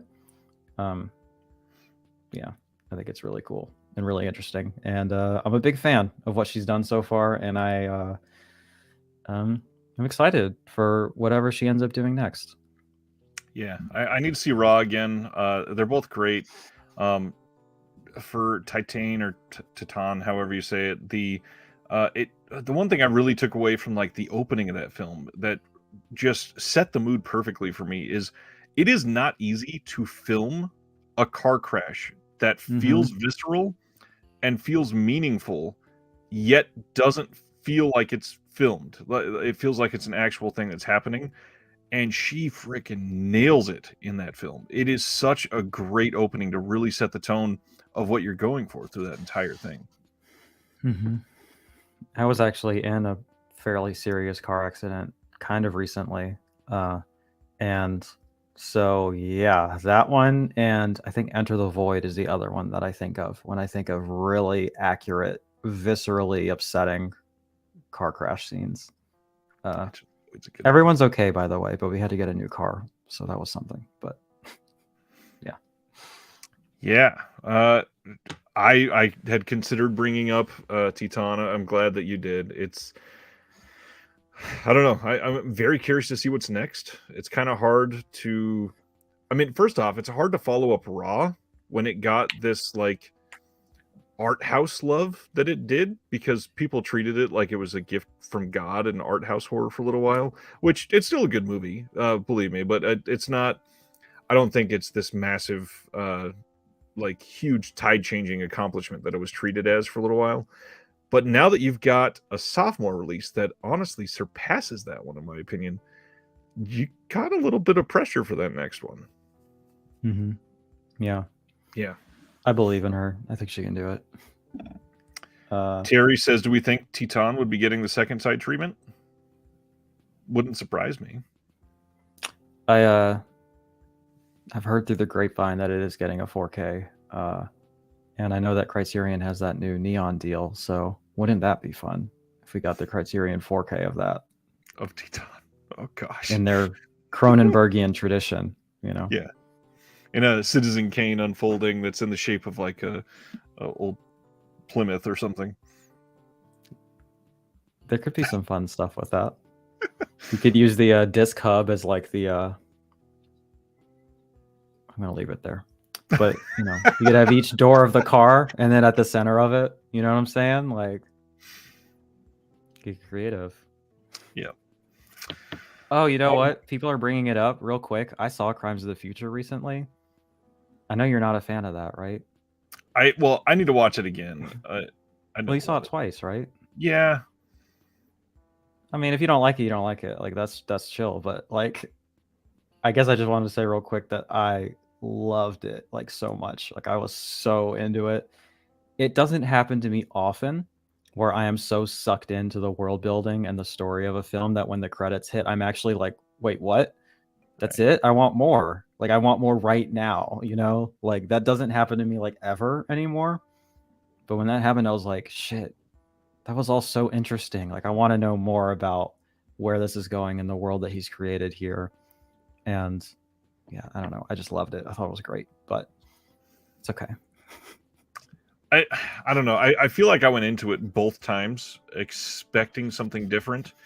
And the second time, especially, maybe like knowing complaints, and I didn't like set the table for myself properly. I adore Kristen Stewart, and I feel like she was so wasted in that movie. Yeah, her performance is something, huh? She's incredible, but like she's barely on the screen. Yeah, I did think she was going to be in it more, but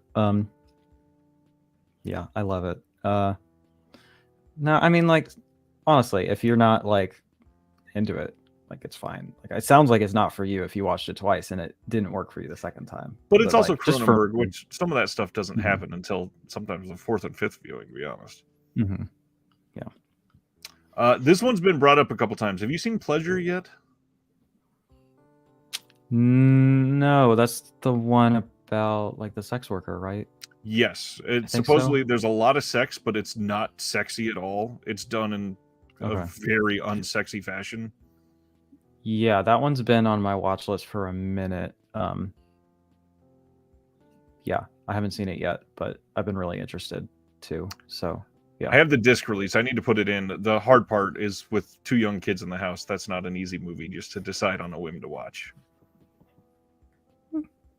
I don't know. Honestly, this is this is exactly how I feel about Crimes of the Future. I feel like it's missing an entire third act. I do kind of agree. Like, I felt like I mean, that's part of why I wanted it to keep going. Like, I felt like it hadn't quite wrapped up yet, but I don't know. By the time the credits were over and I was just thinking about it, I was like, I was okay with it. I was just so into it, and I don't mind the questions that it leaves and the way it kind of ends. But I really hope that they get to do another one, although that seems like very unlikely. I didn't know he wrote a book. Yep. That's really cool. I'll need to check that out for sure. I'm a huge Cronenberg fan.